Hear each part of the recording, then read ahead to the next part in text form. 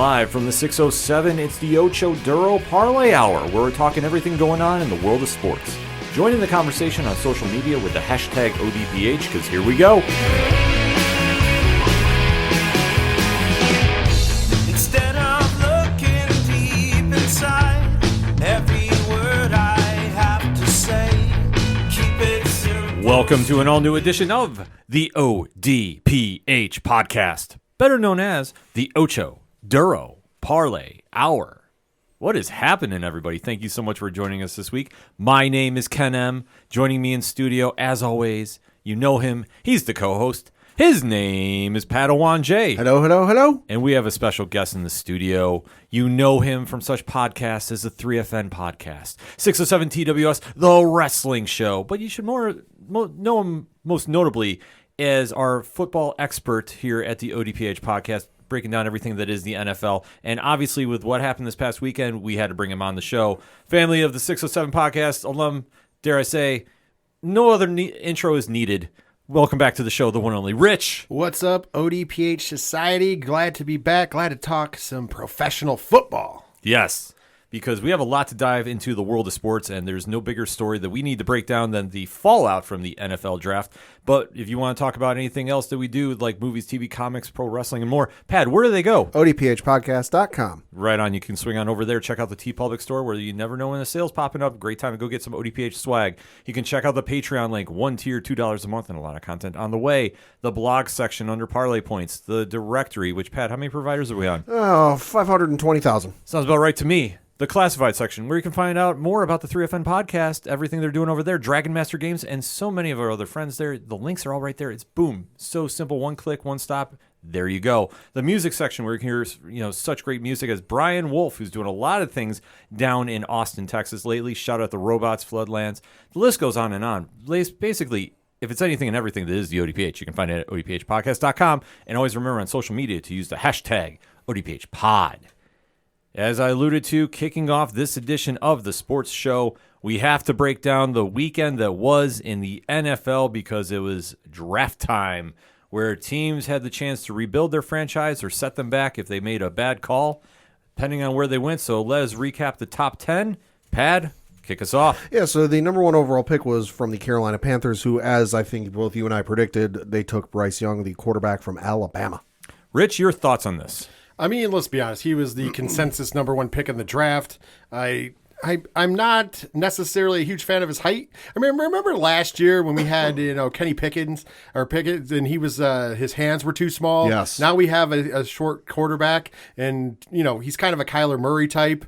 Once again, I'm not crapping on the kid. I think he was a great number one pick as far as he has all the tools. We'll see how it translates in the NFL. Hopefully he's more Donovan McNabb than he is Kyler Murray, though. Facts. Pad? No, I mean, it's a good pick for Carolina. Was a great quarterback in college, but we'll see how that translates to the NFL. There's been plenty of quarterbacks over the years that have been great in college that just one reason or another never translated. Now, the thing working in his benefit is it's a new head coach. It's a new system. He's got some time to learn it. Andy Dalton, I believe, is there. So in theory, he'll be starting while Bryce Young sits there and kind of soaks up everything about the NFL and learns the play schemes and learns the play style, because it is an adjustment, as has been said before. But it is Carolina, and that fan base, when you got the number one overall draft pick for that year's draft, the fan base ain't going to want to wait forever and a day like, Green Bay did with Aaron Rodgers to see them in the game. Like, this is a win now mentality. Like, we want to see a title come to this town, the likes of we haven't seen since Lord knows when, if they've even ever won a Super Bowl. So that's going to be the interesting thing is how fast he does in the he gets in the game. They have not won a Super Bowl. They have made it to a Super Bowl, and they lost to your New England Patriots. I know that. However, they have not. But I to say this before Ken jumps in, I think that they're going to want him to, the fandom is going to want him to start game one. Oh, of course. I think he's going right in the fire. I think there's a couple other quarterbacks got drafted in this draft. They're going right in the fire. So we're going to find out. They're going to be battle tested early. Now you can step to that occasion. I mean, Patrick Mahomes comes to mind. He was battle tested right away. Lamar Jackson was battle tested right away. And these guys are two of the greatest quarterbacks in the NFL on this day. And to an extent, you could say that about Josh Allen in Buffalo too. I mean, I know that technically he didn't necessarily come out the gates in the fire, but he did. Close enough.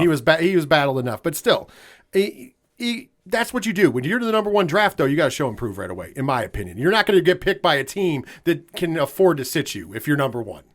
Let's just put this into perspective, too, because this is a forgotten fact.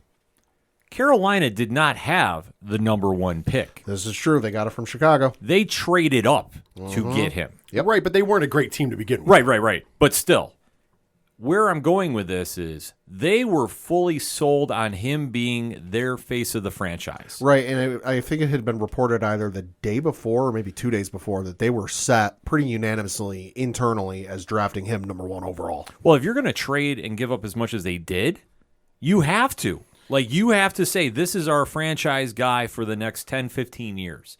Easily. Can you say Herschel Walker? Yeah. Yeah, let's just remind folks what they gave up for this number one overall pick. So Chicago traded its first-round pick this year to Carolina in exchange for wide receiver DJ Moore, Carolina's first and second-round selections this year, its first-round selection next year, and its second-round selection the year after that.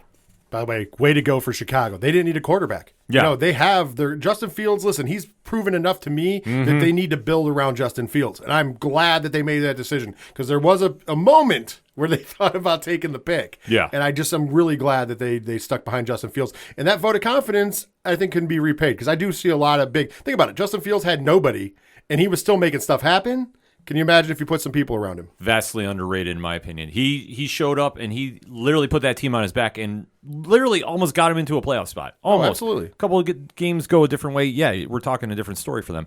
But this goes all to Carolina, and the pressure is now on them because you literally sacrificed your team's future for Bryce Young. And this might be a hard pill for Panthers fans to swallow, but do you really see him being the next Cam Newton? Do you really see him being in the Jake Delhomme range? Because those are the two quarterbacks that got you to a Super Bowl. I want to point this out, though. It's less of his talents. Where's your Steve Smith? Yeah. That's the problem. The problem is you now don't have the draft capital to necessarily go after the next Steve Smith, the next offensive weapons. You can be the best quarterback in the league. Look at Aaron Rodgers in Green Bay. Yeah. And if you ain't got anybody to throw it to, it doesn't matter.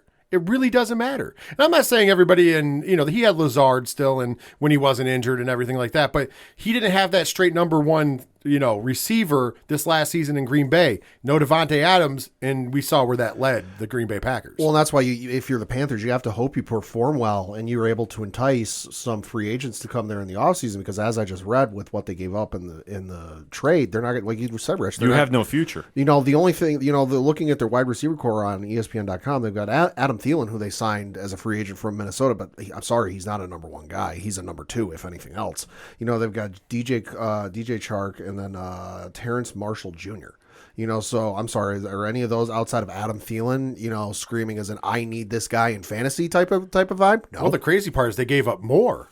And that was one of their I wouldn't say number one, but he was their top guy. He was a guy that was consistent. He's always been a great receiver. They gave him up as part of the deal. And if you don't think Chicago, and I know they're not in the same division or anything, but you don't think Chicago, when they were getting it, was like, listen, if you want that pick, you're going to pay for it. We're going to address some needs.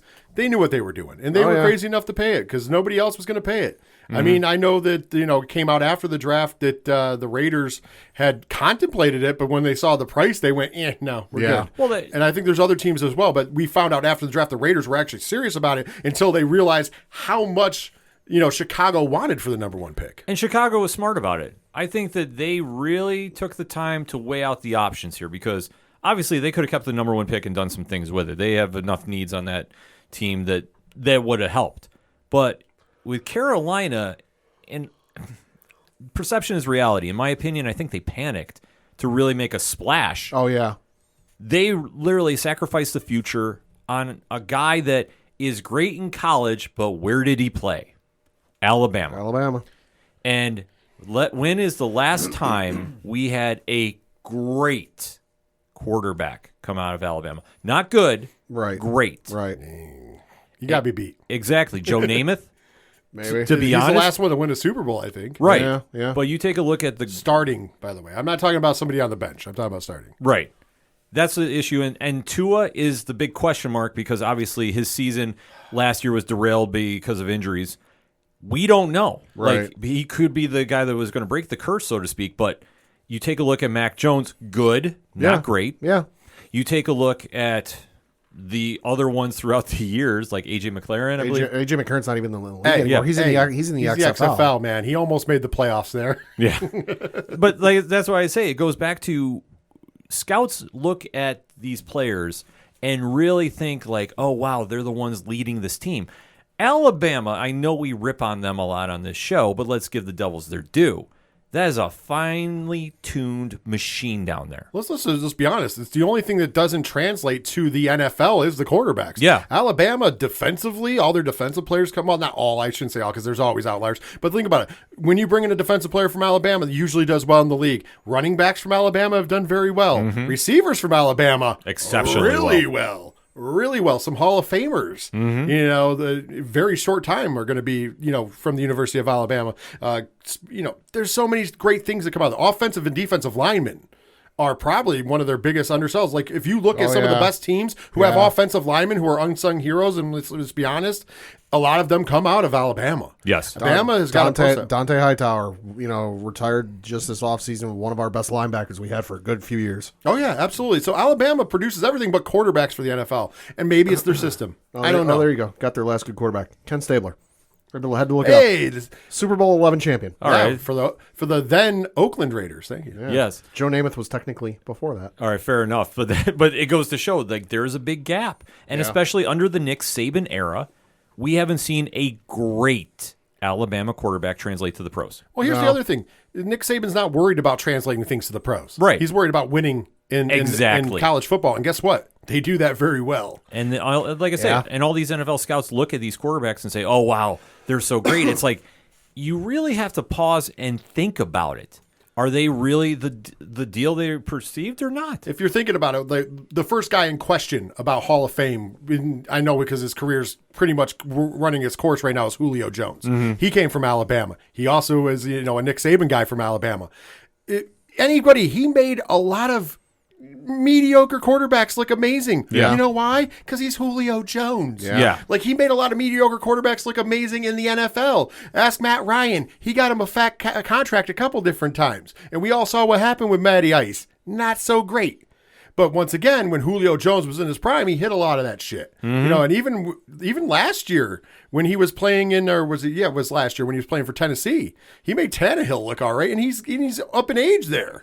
I'll even give you a better example right now, Devontae Smith in Philadelphia. Absolutely. And how much he's helped Jalen Hurts become an elite younger quarterback. He's a younger guy. Once again, I'm saying the receiving core in Alabama is where you really make your and running backs. Because think about the running backs. Come about Josh Jacobs from the Raiders most recently, but I've tons of other, Darren McFadden, when he was good coming out. I mean, I don't know, McFadden, you think Derrick Henry. Derrick Henry. Sorry. Why did I say McFadden? I was thinking Henry. So, yeah, Derrick Henry, great player. I don't know why I have McFadden on the brain. Maybe because we mentioned Raiders players and flops. Yeah. Oh, no. At least he's not Jamarcus Russell.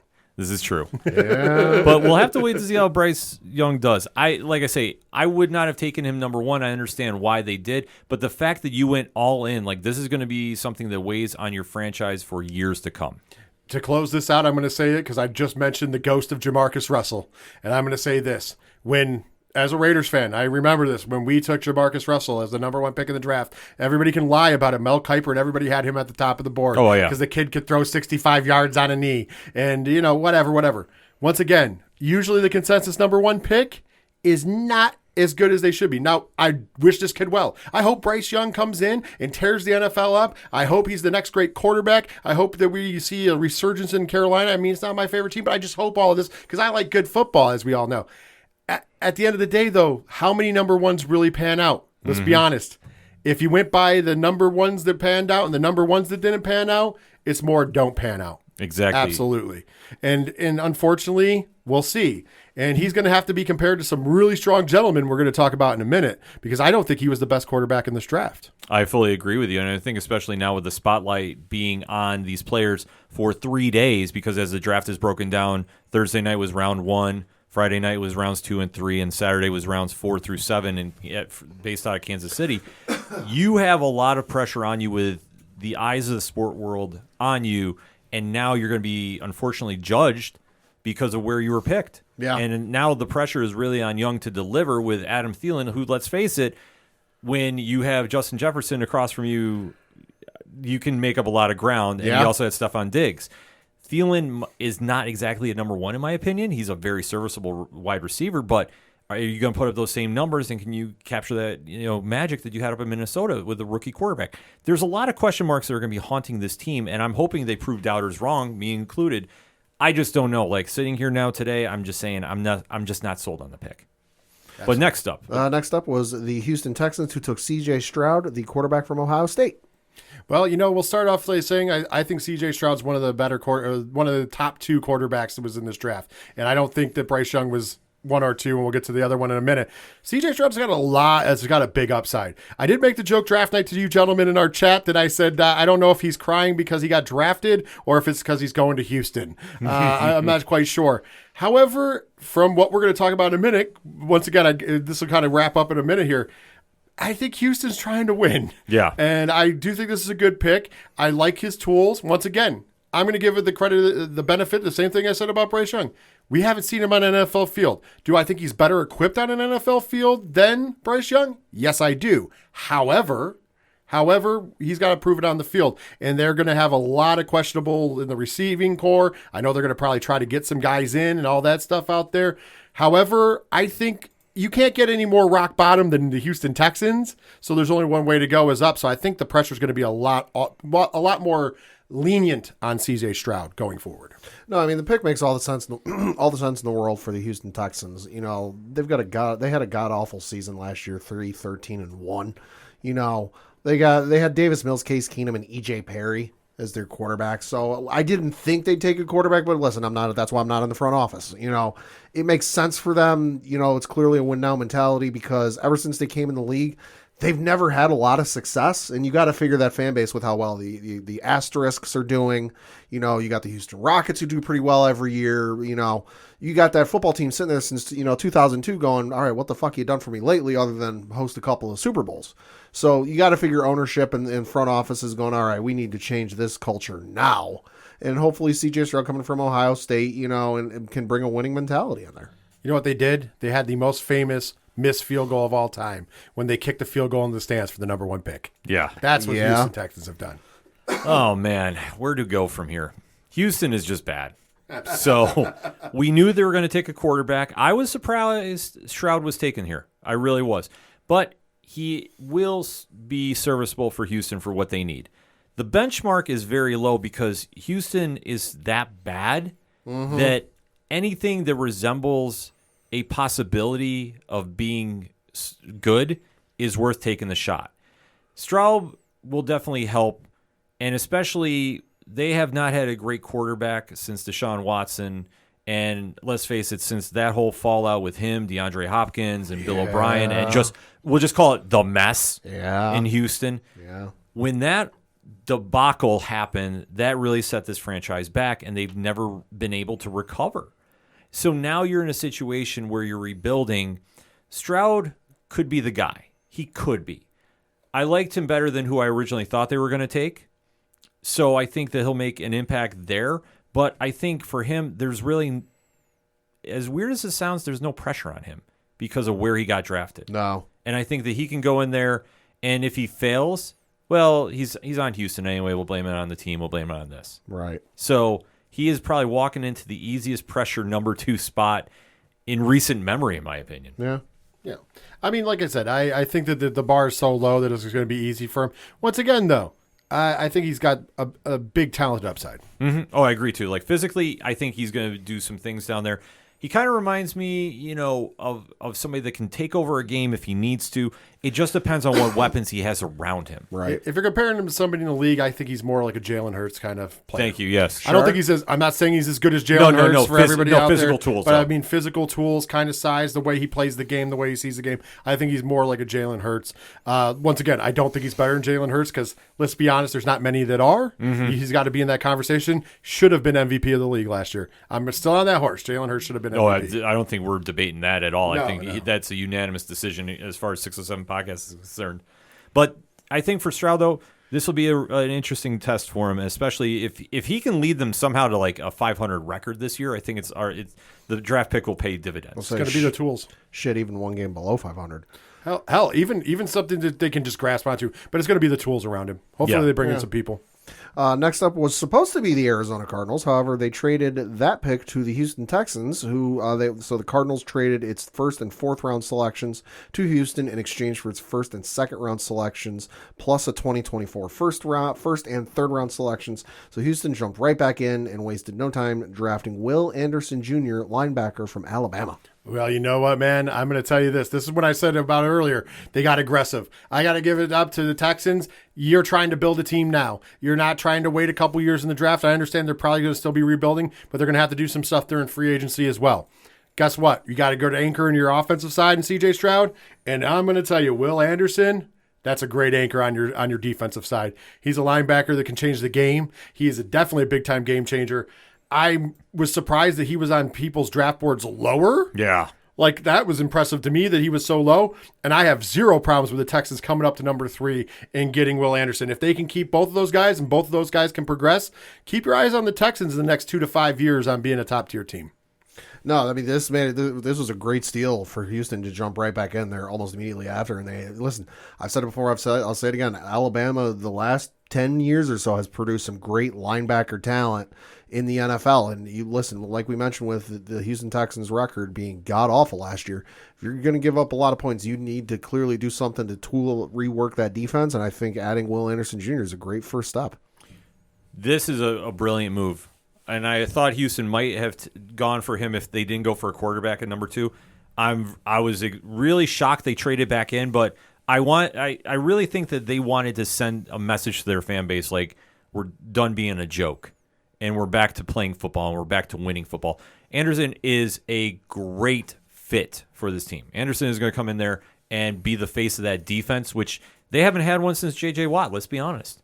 And if he can produce at a serviceable level, which I think he's going to go above that, I really think that they could turn things around in a year or two. Just the only thing that they're going to need to get lucky is if they have some diamonds in the rough later in this draft, which I don't know. Time will tell. Time will tell. But I think next year's free agency, I think if they show that they're on the cusp of making the turn, I think they could get some players in there and really make a decent run. Right. I mean, this is a division where you need to make a splash because you look at the other.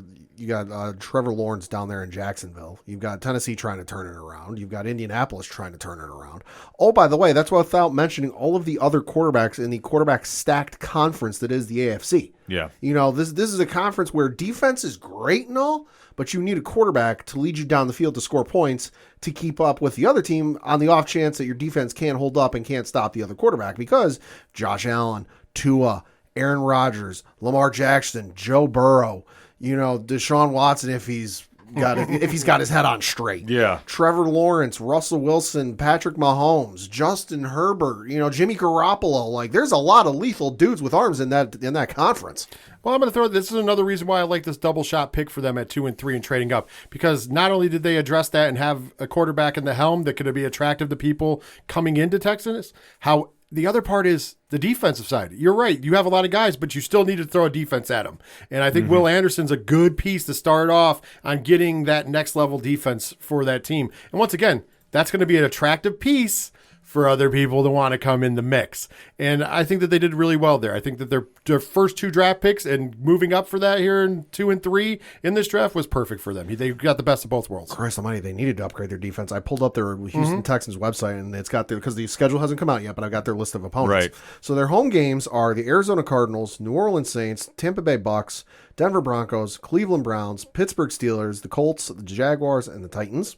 And then on the road, they're playing the Falcons, Panthers, Ravens, Bengals, Jets, Colts, Jaguars, and Titans. I just want to throw it out there. Never have I seen an easier home schedule, but the away schedule is brutal. Yeah, that's absolutely true. Brutal. Yeah. Because there's a Jesus. couple teams without quarterbacks that they're playing at home. But as of right now, as of recording time. Yeah, that away schedule. Whew. It's atrocious, but you know, Good luck. we'll see what this team is really made of. But They're going to be casting fire real quick. yeah, absolutely. So, and that's what they need to do, though. I really think they need to get rid of the lingering shadow of the mess and really get back to football basics. And from these draft picks that they did, I really think they took a step in the right direction. How it pans out, we will just have to wait and see.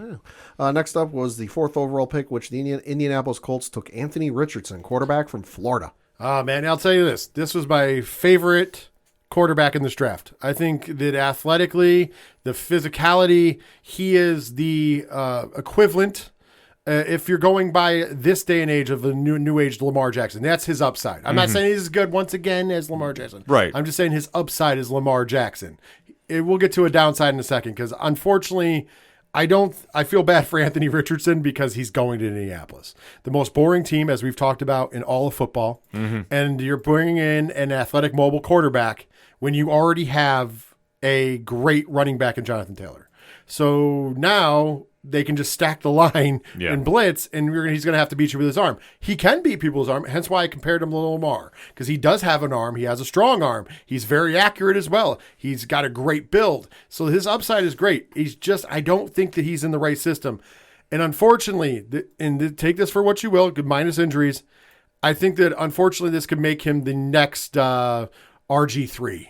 And remember, RG3 had great upsides. Tremendous, and he was a great quarterback. Wrong franchise, wrong team, and then injury kept in. Without the injuries, even though it was being on Washington, and unfortunately I think that's going to be what Anthony Richardson runs into because he's on a team where and it's not even just about them being flashy. Can they build an offense around him? Can they build an offense around enough? Because you're not going to be able to play action. Because teams are already going to put people in the box because they're going to be defending against Jonathan Taylor. So therefore, you're not going to be able to play action really that much. So what does that leave you? You know what I mean? You need to get weapons for receivers because they don't really have any weapons on the receiver end. Let's be honest. None that are making me shake in my fucking boots, at least. Yeah. So it's going to be a rough one for this kid, man. Rough. Yeah, no, I mean, listen, the Colts have been looking for a starting quarterback since about 2019.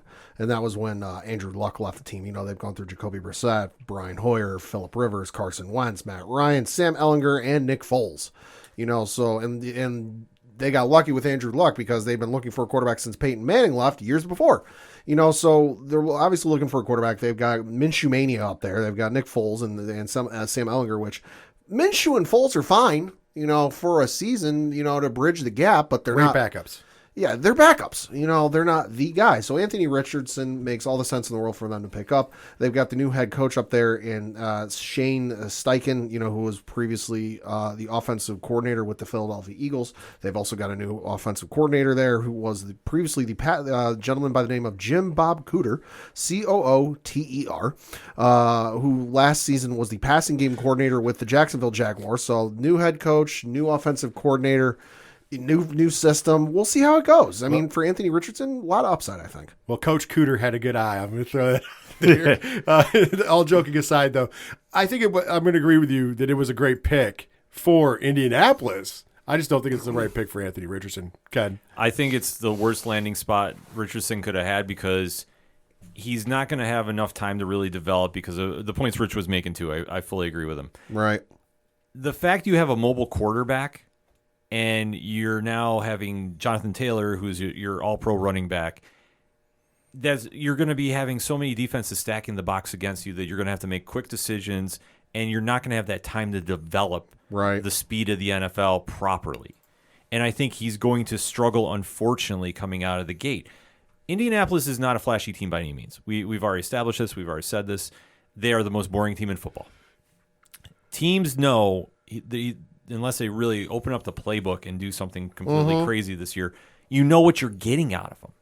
And you're now going to make a rookie quarterback come in and test his arm against defenses that are just going to be waiting on him to make a mistake because you're going to give him so much pressure he's not going to know what to do with. Right. And I feel that to properly develop him, he's going to have to sit a year in Indianapolis. Unfortunately, he's not going to be able to. No. With what they have up there. I'm sorry. No. As much as I love Gardner Minshew, it's not enough time. No, it's not. You know, any other franchise, I'd say, you know, there's a chance he sits a year, but it's Gardner Minshew and Nick Foles. This is going to be the scenario where he starts game one.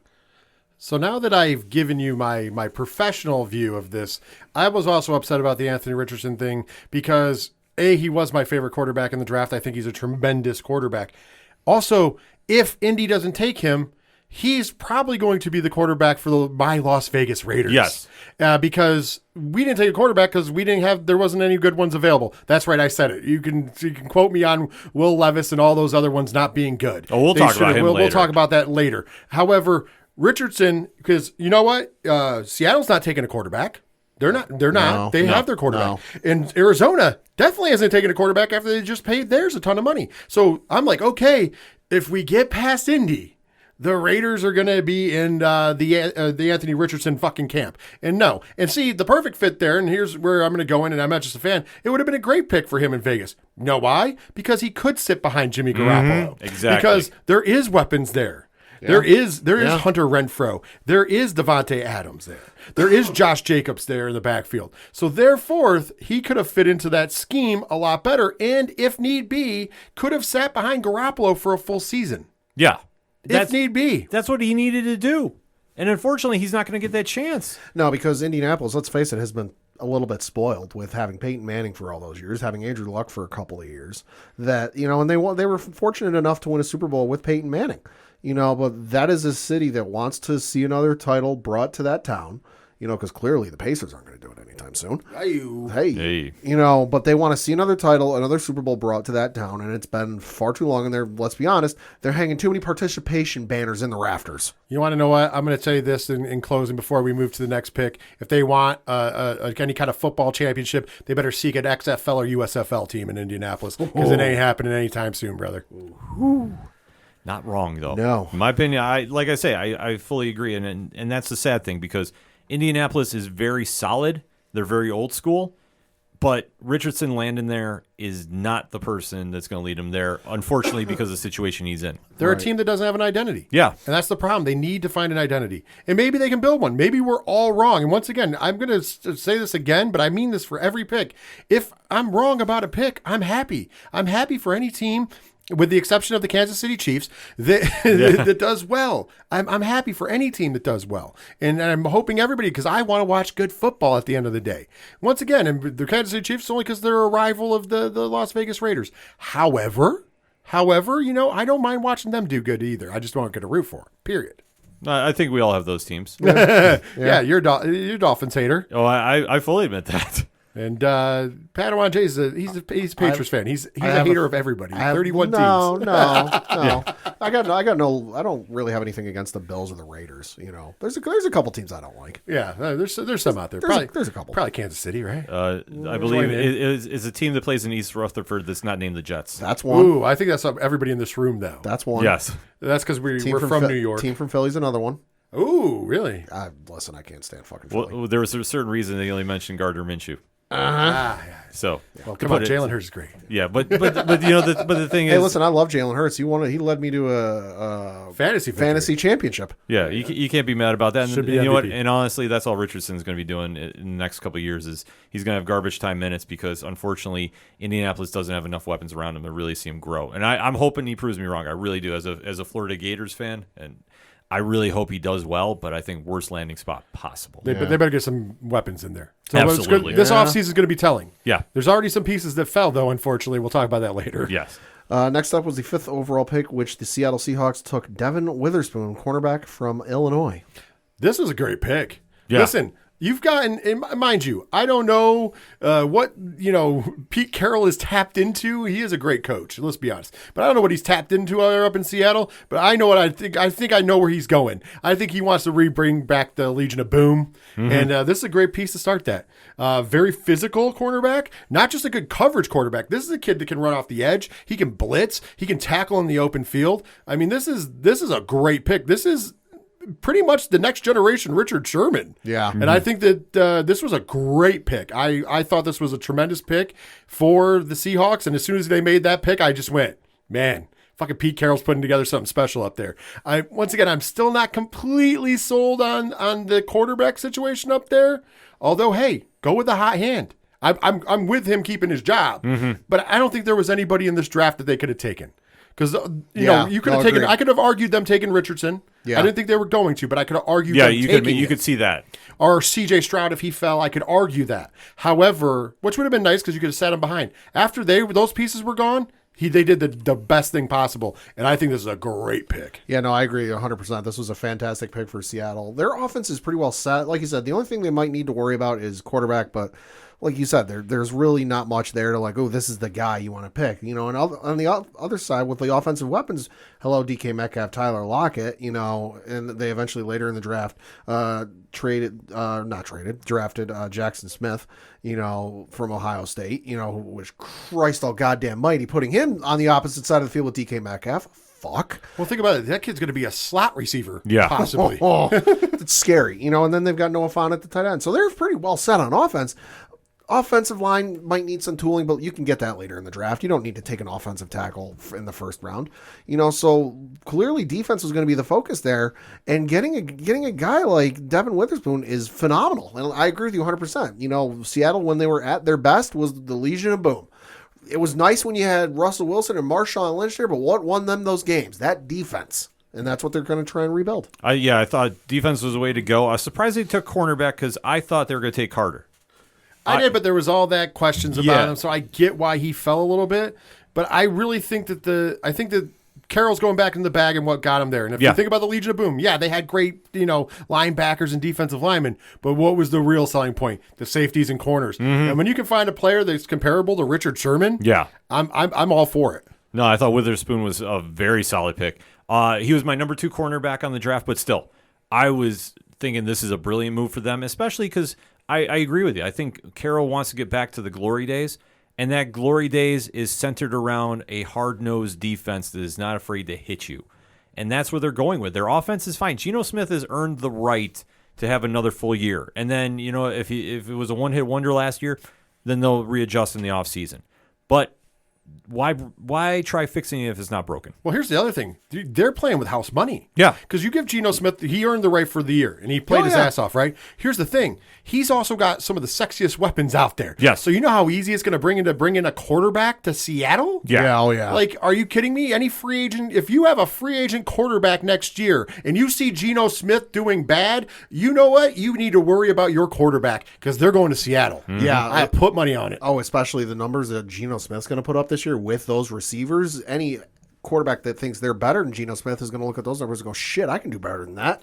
Well, here's the thing. I think Geno Smith's going to have a blowout year because of those receivers. So I don't think we're even but I'm saying, let's say he doesn't. Let's say it's whatever. But just that receiving core, if I'm a quarterback and I'm coming up on free agency, I'm like, I'm taking that Seattle job.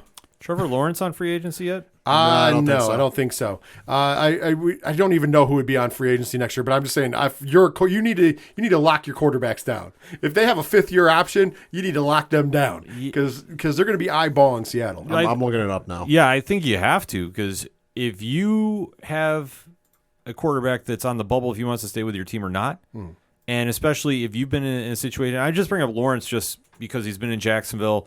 Sure, last season they were finally resurging, and let's say they falter again this year, just for reasons. I could see a caliber player like him going there. Oh, absolutely. And I think that this is going to put some pressure on Geno, but the one thing that we saw is Geno has risen to the occasion, and with the weapons he has, he should be fine. And if you can have somebody on the defensive side of the ball to really be a lockdown corner, especially in the division you play in, that's an even better fit. So it looks like Trevor Lawrence will not become an unrestricted free agent until 2026. He's currently in the middle of a 4-year deal, and obviously there's a whole blank in his thing on Spotrac.com for 2025. My guess is there's the team option. Okay. For 2025, so he won't be a free agent until 2026. In terms of the free agent quarterbacks in the 2024 season, I'm not going to go through all the names of this. This is just listed by their average annual value for 2023. Kirk Cousins, Ryan Tannehill, Jacoby Brissett, Mitchell Trubisky, Tyrod Taylor, Marcus Mariota, Sam Darnold, Jameis Winston, Drew Lock, Baker Mayfield, Colt McCoy, Gardner Minshew, Nick Foles, just to name a few.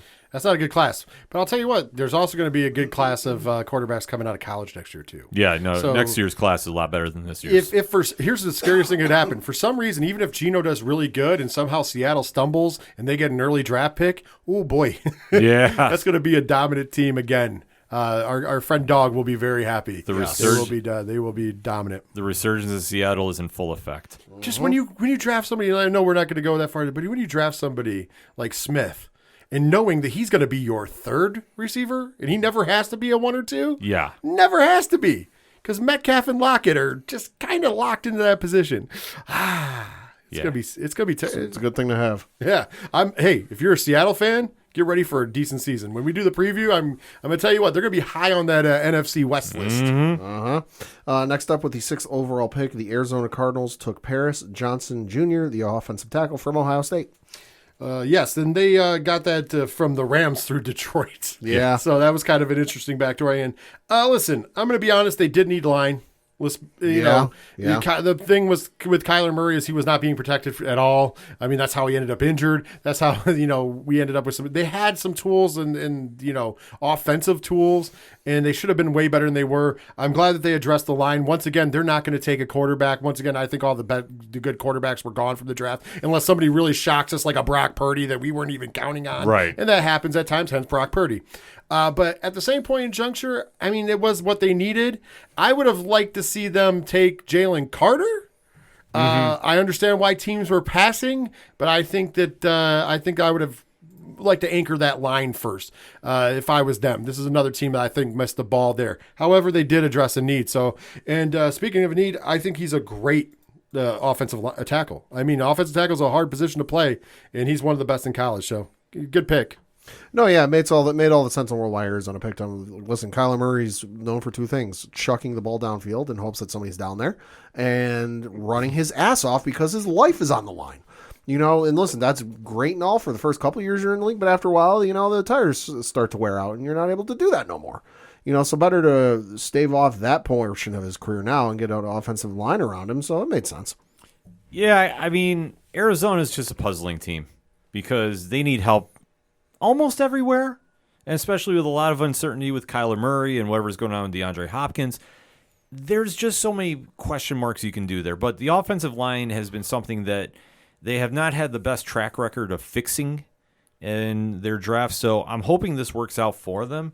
But I thought Jalen Carter would have been a better fit for them here. But Arizona's, like I said, they got a lot of work to do on both sides of the ball. Yeah. And obviously, it'll be a little bit of a changeover this year. I'm not saying they're going to go back to the old school Cardinals where it's like 3-13, but this is something that I think will help them, and I hope it works out for them because if Kyler Murray has another season where he's just running and throwing downfield, hoping and praying, it's going to be a long season in the desert.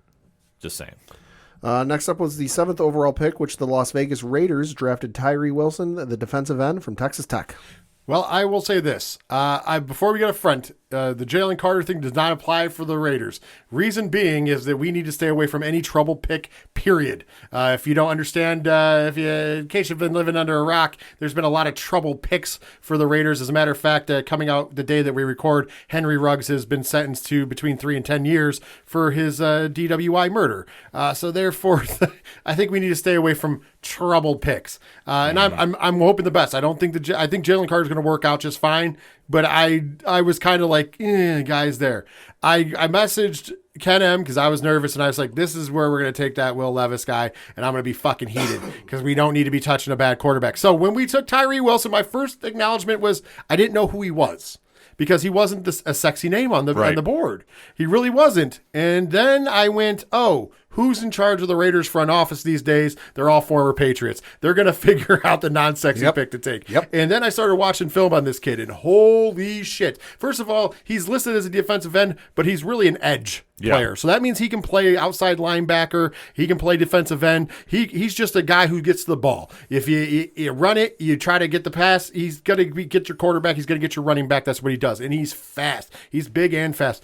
My whole thing after seeing this, I think it's a great pick because there was some struggles last year. Chandler Jones had an off season. They did restructure his deal. And of course, on the other side of that, we were still left with just having Mad Max Crosby. And he did what he could do, but they could double down on him since Chandler was struggling. Now with this, I feel like you have 2 legitimate ends, and now we can start moving Chandler around. And by that, I mean now we can do what we were thinking they were going to do last season. Instead of making Chandler a full-time defensive end, he can now go back to being a left outside or right outside linebacker, line up behind Max Crosby, and I think that's going to be an advantage for the Raiders. And I think that's what they were thinking, because now you're going to have to block down this kid who's quick around that edge, and you're going to have to block down Max Crosby, who's a proven problem in the back. Even when he's not getting sacks, he's disrupting plays. We saw it last season too. Max Crosby's phenomenal. And now also with this Tyree Wilson kid, he gets to play on the same team as Max Crosby. This is going to be possibly a really good threat, and it's going to really help it out, because let's be honest, we're in a murderer's row division, as Pat pointed out, in the AFC, and you need to put pressure on these quarterbacks. And what better way than to have more pieces. So I do like this pick. After doing my research, I like the pick. On draft night, I was kind of like, what the fuck are we doing here? But hey, I think it was a good pick overall. No, it's a great pick for the Las Vegas Raiders. They're pretty well set on offense, as we all well know, and with no other great quarterbacks, sitting around, it made all the sense to go defense. So add to that defense and really stack it up and hopefully improve from last year. Hey, makes sense to me. I was so hoping they did not take Will Levis at this pick, and I was so happily relieved when I heard it was defense. Just because the offense of the Raiders is fine. Now with Jimmy Garoppolo, who is an upgrade from Derek Carr, they still have all their weapons for the most part intact. I know Darren Waller is now with the Giants, so yes, that's not going to really impact him too much, because he was very injury prone when he was with the Raiders. So I don't think that that's going to be a game breaker for them. However, this pick flew under my radar, because I'll be honest, I didn't have him this high, but going on to some mock drafts and seeing some of the quote-unquote analysts, they had him at number 2. I saw that. Actually, I was kind of surprised. There was a few different people who had him very high. Yeah, they literally had him as the number 2 pick, and a lot of analysts were saying, you're sleeping on him because you don't see him on TV a lot. But this kid has got all the tools in the world to take over games. And I'll be honest, that's why I was sleeping on him, because I didn't see him a lot on television. But I'll tell you what, like I said, I caught up real quick, got in there, seeing what he was doing. I was like, wow, this is a big kid, and he moves real fast. And I'm like, this is a good pickup.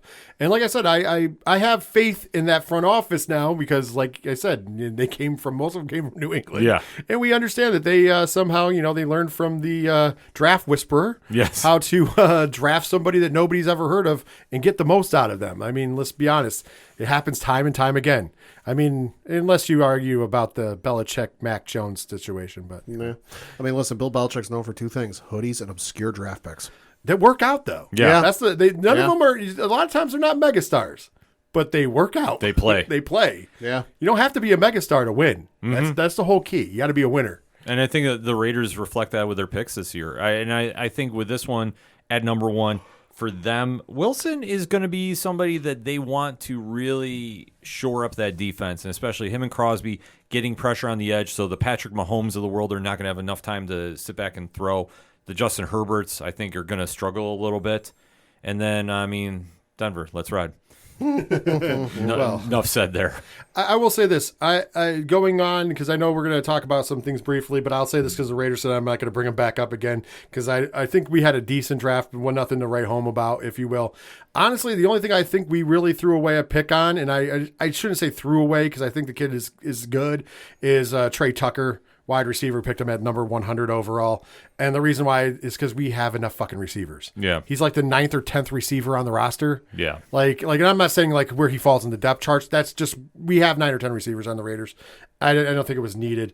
But I think everything else, tight end, trying to replace tight ends, linebackers, defense, safeties. I mean, yeah, I think it's good picks. Next up was the 8th overall pick, which the Atlanta Falcons took Bijan Robinson, running back from Texas. Oh, go for it, guys. Who is Atlanta? What is Atlanta? Atlanta is lost. Yeah. I'm going to put this in the same. I think Bijan Robinson is a great running back. I do believe he was the best running back in this draft. Yes. So I just want to throw that out there. Very talented.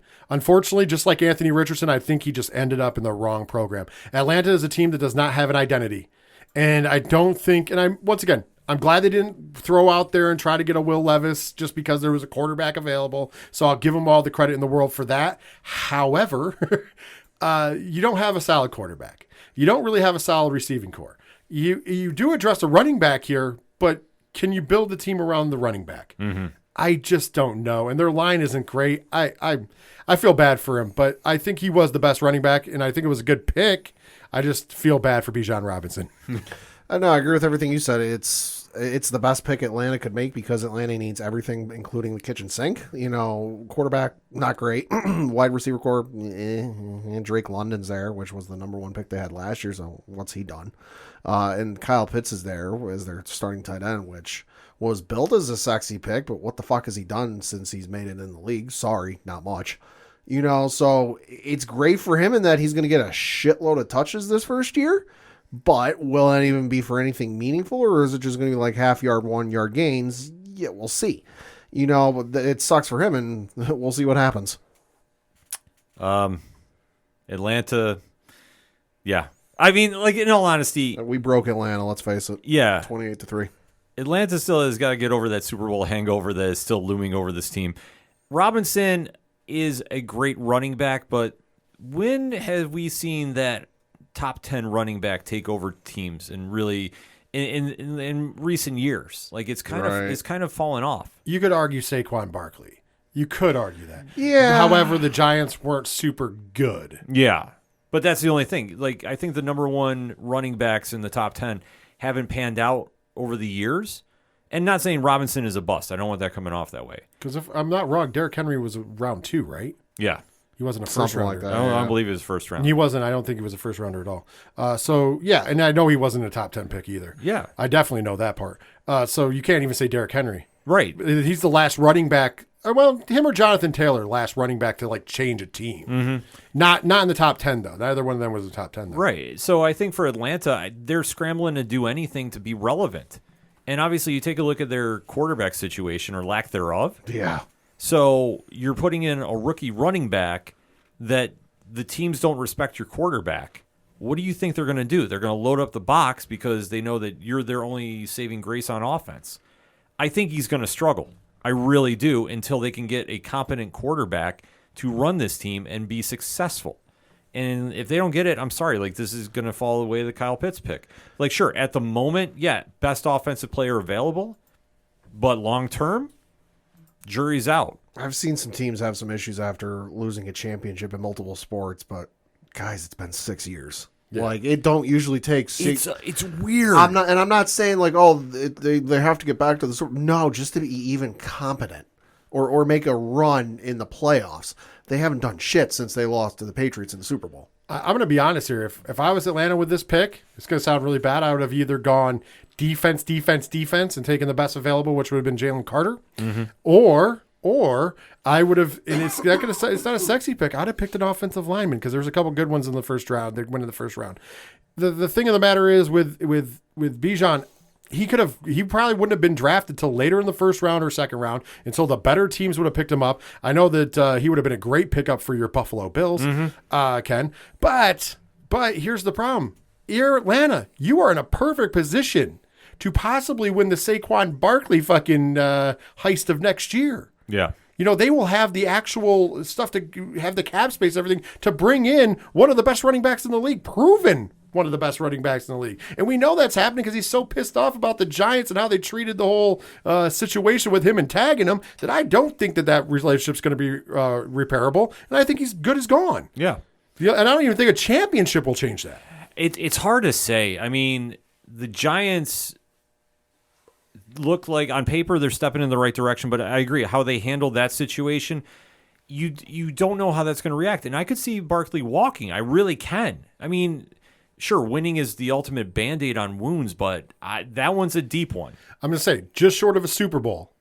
Yeah, I don't think that they're going to keep him. Yeah, I mean, and I'm sorry, Giants fans out there. And I love when you get pissy with me, but I'm sorry, but that's reality. Yeah. They handled this situation with him all wrong over Daniel Jones, who they should have just franchised and worked out a deal with Saquon or they should have done his 5th-year option last year. Hey, that would have been smart if you really wanted to give him a year. Because guess what? I don't think that he's the answer. No, I'm sorry. No, Daniel. No, he's not. And I know we're getting off track from the draft, but this does affect us because Atlanta would be one of those teams that would be attractive if they could put something together and start moving pieces. This would be an attractive team for a Saquon Barkley. Yeah, no, you know what I mean? I legitimately thought, like, the more after we recorded, I was like, you know what, they'd be smarter to trade their pick. Oh, yeah. They could have got more assets and done some more things for next year.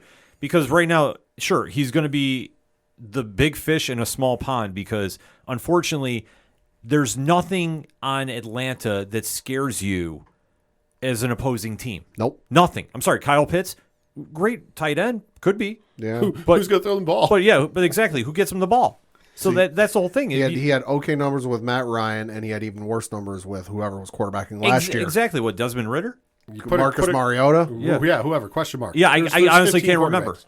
I know I'm exaggerating with 15. But you know what the thing is? They could have really made up like a bandit because we're going to talk about it because we're going to move on to the next pick. The next pick was a traded pick. Yeah. So that team would have traded into the 8th spot. I promise you. They would have been smarter to just call around and see who they could have got. Yeah. But instead, no, we don't do that. And you know what? Their loss is going to be somebody else's gain. And I believe the biggest steal in the draft went to the number 9 team here. Yeah, so that went to the Philadelphia Eagles, who got this from Carolina, who got it from Chicago.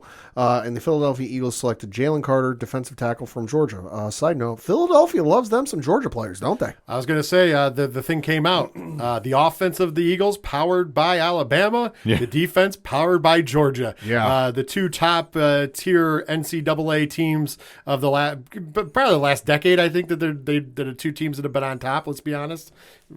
Going back and forth. Mm-hmm. So I think that's a good place to get your draft picks from. As a matter of fact, there was the funny call when the GM made the call because he's a Florida Gator guy, and he's like, it bothers me to have to bring in all you Bulldogs. Yeah. I thought it was just a funny call. He's like, he said something to the effect of like, I'm going to lose my alumni status or whatever it is with the University of Florida, drafted so many Bulldogs. And then the response was, but you like to win. And he's like, that I do. Yeah. And it's true. And I think this was a great pick. Let's be honest. We said it already going into the offseason when we talked about the offseason. Philadelphia has the tools, and they brought pretty much everybody back. Mm-hmm. All they needed was maybe a little more of a pass rush, right? Because that's what beat them in the Super Bowl. At the end of the day, Patrick Mahomes found a way to Patrick Mahomes shit because he's magic. I'm going to be honest. Yeah. I hate to say it, but he's damn fucking good. Probably the best quarterback in the league. You know what I mean? On any given day.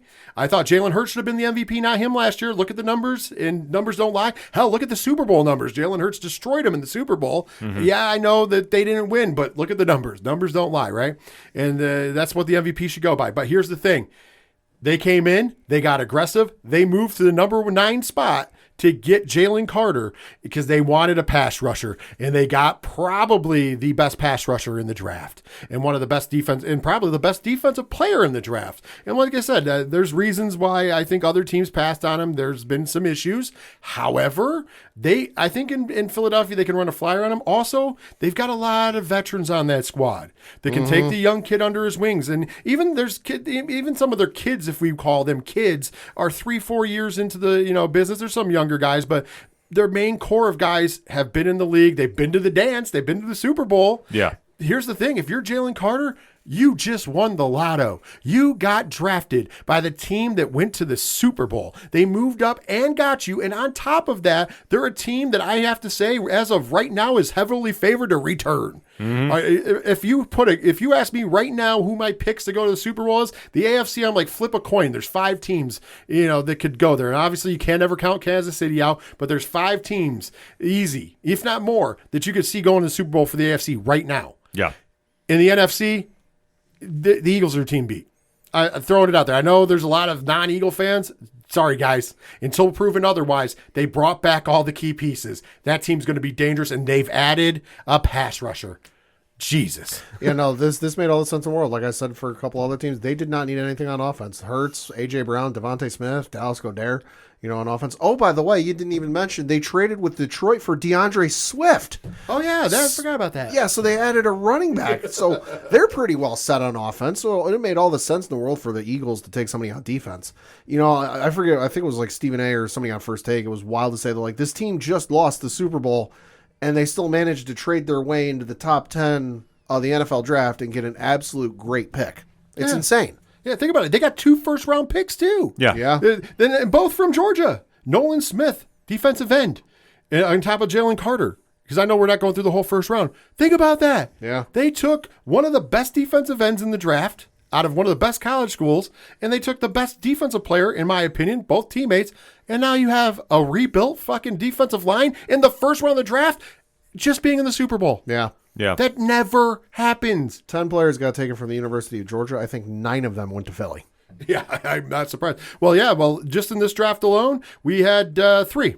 3, because later on at the number 105 picks, Kaylee Ringo, cornerback. By the way, here's the Eagles. I'm not going to give the names of every Eagles pick, but here's the Eagles picks. Defensive tackle, defensive end, offensive guard, defensive back, cornerback, then a quarterback, and then D tackle. They were clearly focused on one thing. They were focused on defense, and the part they lost them the Super Bowl. Yeah, that's scary. Howie Roseman, the GM of Philadelphia, put on the last infinity stone with this draft, getting Jalen Carter. He won the draft. Sorry, Philly had the best draft of anybody this year. Hands down, it's not even up for debate. Sorry. Jalen Carter was the one piece of the puzzle that they were missing, and they still addressed other needs. Then you got a cherry on top with Nolan Smith. Yeah. I'm sorry. Philly understood what happened, what went wrong in the Super Bowl. Like, they understand what happened, and they addressed it completely, top to bottom. Perfect draft. I can't fault them at all. And honestly, they're my, as of recording right now, they're my number 1 seed in the NFC. And it's not even close. Oh, yeah. They are literally head and shoulders above quite a few teams in that division and conference, and it's not even close. Listen, the Eagles could compete for a spot right now in the AFC. If Yeah. they moved them to the AFC, Yeah. they would be a top contending Yeah. team, and that's a stronger division. I don't think any of us can argue against it. That's how good this Eagles, the Eagles team before that could have been moved there. The Eagles team we saw last year. You take this new team, yeah. It's a wrap. This is going to be a scary year. Yeah. If you see Philadelphia coming across you, it's going to be a rough year. I'm just going to throw that out there. Yeah. All I'm going to say, Ken, is thank God we played the NFC East last year. Yeah, exactly. I would legit be worried this year because I'm not saying they're going to go undefeated. They're going to make a run. They're going to be a scary team to face, barring any injuries, because they loaded this team up for a run for a few years. And I think here's the other thing. You saw what happened when Jalen Hurts got snubbed for the MVP and the chip in his shoulder he played in the Super Bowl. And yeah, I get it, he lost. But look at those numbers. Yeah. It had nothing to do with what he did.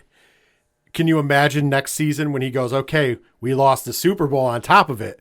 Let's see what we can do. And I think he's the real deal. I think he proved it last year. Absolutely. And that offense is coming back, and that defense, Forget scary. about it. Forget about Scary. it. And then the number 10 overall pick went to the Chicago Bears, who drafted Darnell Wright, offensive tackle from Tennessee. Listen, they addressed the need and got rid of the first round pick. I loved it. I thought it was a great pick because who else are you going to take in Chicago? You could have taken a defensive player. I think the best ones were off the board. Like the top 10 ones were off the board, in my opinion. Oh, yeah. You could have smuggled somebody else in. I know there's other great players. Nolan Smith was another great player. But let's be honest, they're decent on the defensive side of the ball. They could use a couple more pieces, but they're decent on that side of the ball. The problem last year, they had nobody to protect Justin Fields. They go out, they get one of the top, offensive linemen in the draft. I think this was a smart move by the Chicago Bears. Plus, they're playing on house money. They traded from the number 1 pick to the number 10 pick. If they pick him at number 1, we're judging this. Yes. At number 10, I'm really good with it. No, it made all the sense in the world. They've got Justin Fields there at their quarterback position. They just added DJ Moore in the offseason. They got Dante Foreman at running back. Chase Claypool they added in the offseason. Cole Kmet. They're pretty well set on offense for weapons and whatnot. So, no, this pick made all the sense for them. No issues with this at all. That was a smart pick. Yeah, and closing out, they ended up with 1, 2, 3, 4, 5, 6, 7, 8, 9, 10 draft picks this year. And we got to remember, next year they got a couple other first rounders and such. It's like some Bill Belichick type shit. Well, Yeah. they got 2 more. They got a first and a second rounder next year and a second rounder the year after, just from that number 1 pick. Woo! Their GM was very smart with what the moves they did this year. Like I said, I think Philly won their draft, and I don't think it's even close.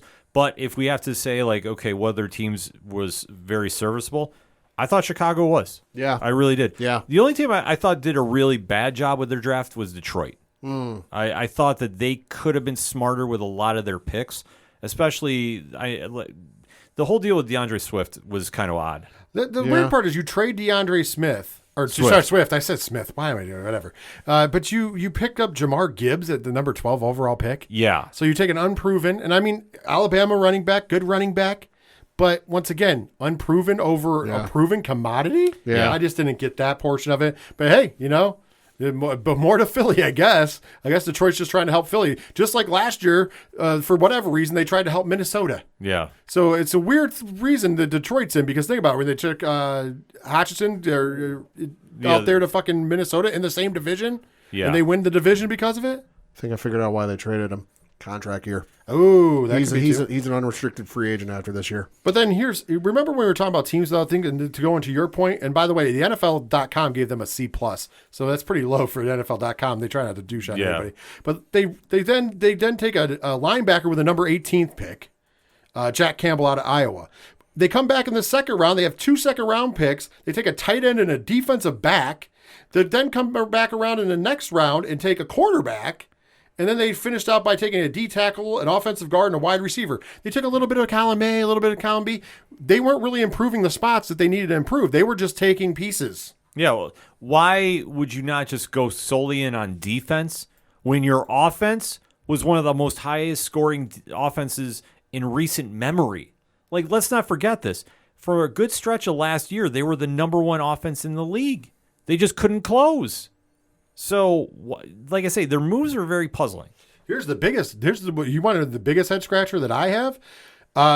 Lucas Van Ness, Iowa, edge. Yeah. They could have taken him with that pick instead of the running back. Yeah. And then just kept Swift, and all problems are good. Yeah, it just pays them extra money, and Swift was worth it. But now he's going to go to Philly where he's going to blow up in that system. Yeah. By the way, congratulations to the Green Bay Packers who got Lucas Van Ness on the next pick. Yeah. I'm sure that was a slam dunk. Oh, I thought Green Bay had a decent draft. And like I said, Seattle I thought did really well. Philly I thought was head and shoulders above everybody else. Like, hands down, no question about it. But 13 picks in the draft for Green Bay, by the way. Well, you know what? When you take them all from the Jets, I mean, it's going to happen. Yeah. So let's close out this segment by breaking down our team's drafts overall. Pad, we'll start with you. I thought the Patriots did really well. I know it was questioning and kind of puzzling to some that we didn't take an offensive weapon until like Saturday. But listen, I think we're pretty well set on offensive weapons, with the additions we made in the offseason, plus the guys we got returning, and listen, I know some people want Mac Jones out of there, but listen, you got Bill O'Brien there. Let's give him a full season with a competent offensive coordinator, because let's face it, in the first 2 years he's been in the NFL, he has not had an official offensive coordinator in that system. It was whoever the hell it was last year, because I sure as shit couldn't tell you, and then it was whoever his rookie year. So give him Bill O'Brien, give him a full year, and see what they do. I like some of the additions they made in the offseason. But then with this pick, can we just talk for a minute how we and the Pittsburgh Steelers completely fucked over the New York Jets in the first round? And if you didn't pick up on it, let me explain it to you. So the New England Patriots originally had the number 14 overall pick in this year's draft. We then traded it to the Pittsburgh Steelers, who took Broderick Jones, offensive tackle from Georgia. Clearly a guy they wanted. Clearly the Patriots felt whoever they wanted would be there when they got to it. Completely flabbergasted the New York Jets, because the New York Jets took the full 10 minutes before they decided who they wanted to pick. So something tells me they really wanted Broderick Jones. And us and the Pittsburgh Steelers completely fucked them over. Well, they need an offensive line, so that's exactly what they wanted. So I love seeing that, but I love the additions they made, especially Christian Gonzalez, the cornerback from Oregon. Yeah, he was my number 1 pick. Oh, my God. The fact that we landed him was phenomenal. I like all the other additions they made. We'll see how it goes. Defense, obviously a big need, with the Patriots, especially with that AFC. Like I mentioned, all the quarterbacks and the division alone. The AFC East is kind of, I think we both agree, our teams are going to beat the holy hell out of each other in that entire division. It's going to be rough this year. It's going to be absolutely rough. So defense, especially when we're going to play the Jets twice, the Dolphins twice, and the Bills twice. Those are 3 pretty great quarterbacks in the NFL that we're going to have to face twice a year. Defense is going to be a must. So I like what the Patriots did. If I had to give it a grade, probably like a B+, A-. I liked it. Rich? Raiders. I think for the first time as a Raiders fan, I can honestly say we had a very good draft. I don't think it was great. I'll just give the grade early. I think just like Pat, I think we were a B+, A-. I will say this. This is telling. What is the thing we need to shore up? You guys have already mentioned it. Defense. Out of 9 picks, 6 defensive picks. 6. Addressing everything from defensive end to defensive tackle to defensive backs and safeties. So very good at addressing the problems and issues. The couple offensive picks we did have, first of all, Notre Dame tight end Michael Mayer, 35 overall. They moved up. Yeah. Stats. The guy who is considered to be the best tight end in the draft. Yes. And somehow fell in the perfect position and the Raiders moved up for him. I thought that was very telling. Hey, we lost a tight end. We're bringing in a good tight end, so I think that's really good. The other two offensive things, like I said, I was judgmental about the wide receiver. Nothing against the young man who would be Trey Tucker. Nothing against him. However, we just don't think we need a wide receiver. And then we took a quarterback, Aiden O'Connell from Purdue. I think that was just a pick to have a quarterback on the bench because we need to have somebody there, right? Mm-hmm. But outside of that, like I said, I love the Tyree Wilson pick. They came back. It took number 70th pick and Byron Young, who's a great defensive lineman, fell way too far down. I don't know, from Alabama. I don't know how anybody didn't get a hold of him. One. And then we got Christopher Smith II from Georgia at safety, very serviceable. I think that he's better than what a lot of people get. So thankfully he fell, unfortunately for him, but thankfully for us, he fell to the 175th. So I think they did very good at bringing in a lot of great talent that is going to be plug and play. Once again, I don't think any of them are sexy names per se. I mean, Mayer's a sexy name. Wilson's a sexy name, if you will. But you know what? I think everybody's going to fall into a good place. So I think overall, B+, A-. Yeah, I have to agree with you on that. I think both your teams did really well. For me, for the Bills, I gave it a solid B. I mean, I could even argue a B+ to a certain degree. I got to admit, I was not in love with our number one pick just because I didn't think it was a need, and that's Dalton Kincaid. Yes. The tight end out of Utah. Utah, thank you. Yeah. But you know what? He's a player. He's going to be, in a weird sense, almost used in the Cole Beasley spot. Like, I could see him doing slot, to be honest with you. They have Dalton Castle. There you go. He would be great up there too, by the way. But they have Dawson Knox, and they're going to try running a two tight end set, which I don't know how that's going to work. But I think that if they can have Knox block more and let this kid get open, I think that there's some possibilities to really move the ball, and especially Kincaid can run routes and he has better hands than Knox. So I think that's an upgrade. But taking where we did, we more or less just did that to screw over the Cowboys. Which I'm okay with. Yeah. Sorry, Dre. Sorry, Dre. I can already hear somebody screaming from New York City about this. But I honestly think that was the only reason they did, but it is an upgrade. But I was super happy with our number 2 pick because Osiris Torrance was the guard from Florida that I wanted in the first round. We got him in the second. He is going to be an absolute first-day starter. He is going to do a really good job about tightening up that offensive line, especially with our free agent we got from Dallas too. We made some moves that addressed needs, and I was so happy with this one. I think the Bills' offensive line is going to be a lot better. The third pick they had, though, Dorian Williams, I know a lot of Bills fans are like either very awesome, like very happy about it or very angry about it. I'm just gonna try breaking it down like this for the Bills. They needed to address the Trayvon Edmonds leaving. Mm-hmm. Dorian Williams has great instincts on the field. He almost reminds me of playing like London Fletcher. So is he going to take over games? No. But do they need somebody that can read the offense and call and literally be the quarterback on that side of the ball? Yes. I think he will do this, and I think he'll be fine. They still have Matt Milano, and obviously Justin Poirier coming back. Him and Micah Hyde will be in the backfield. There's a lot of pressure taken off them. This is the linebacker core. That I think Williams will be okay and be able to be a first-day starter and be very successful. Am I going to say he's going to put up the same numbers Edmonds did? Probably not, but it's still addressing a need, so I was happy with that. But as we get later in the round, I mean, they drafted one more offensive lineman, which, I mean, we'll see what happens, 7th rounder, so anything helps for the Bills there. But drafting another wide receiver, I didn't really understand that one, but I'm not mad about it. I get it. Yeah, I get it. Justin Shorter out of Florida is the receiver. He's a fast receiver, and they want a downfield threat. And also, it is a good light of fire under Gabe Davis's ass. Gabe is known to, play some downs, not play some downs. If you got a guy breathing down your neck, it means you might want to play all the downs. Mm-hmm. So, nothing against him personally. Right. Also, we still don't know if there's a certain person from a certain team in a wide receiver position who might be making Buffalo their new home. Yeah. Which is a long rumor. We're not jinxing that right now. Rhymes with Heandre Dopkins. Yes. We won't jinx that for Ken. So Pad will, but it's okay. I understand why. I mean, listen, if there's anything I'm certain of, you mentioned you didn't expect Dalton Kincaid to go to Buffalo. Neither did Dalton Kincaid, because there's a video floating around from draft day where I don't know who it is in the background. It's either like a brother or a friend, but like he's got all 32 hats behind him just in case he gets drafted by anyone. Can't find the Bills hat. So he's supposed to sit there. He's sitting at home. He's supposed to sit there. I'll show you the video after, but he's sitting there. He's supposed to take the hat and put the hat on. Whoever it is in the background, brother, friend, whatever, is going through all 32 hats, cannot find the Buffalo hat. So clearly he was not expecting it as well. Yeah, I don't think anybody was expecting it personally. I think he was expected to go to Dallas. Well, the other thing that was the least expected, and Christ, we should have seen it coming, Joey Porter Jr. to the Pittsburgh Steelers. Oh, Yes. that was awesome. Why did I not see that coming? Oh, I thought that was coming. I don't think that was the biggest shock of the draft, because before we end the segment, I know we have to address this because I know we'll get hit up on social media about this. Will Levis. Yeah. Rich, your thoughts?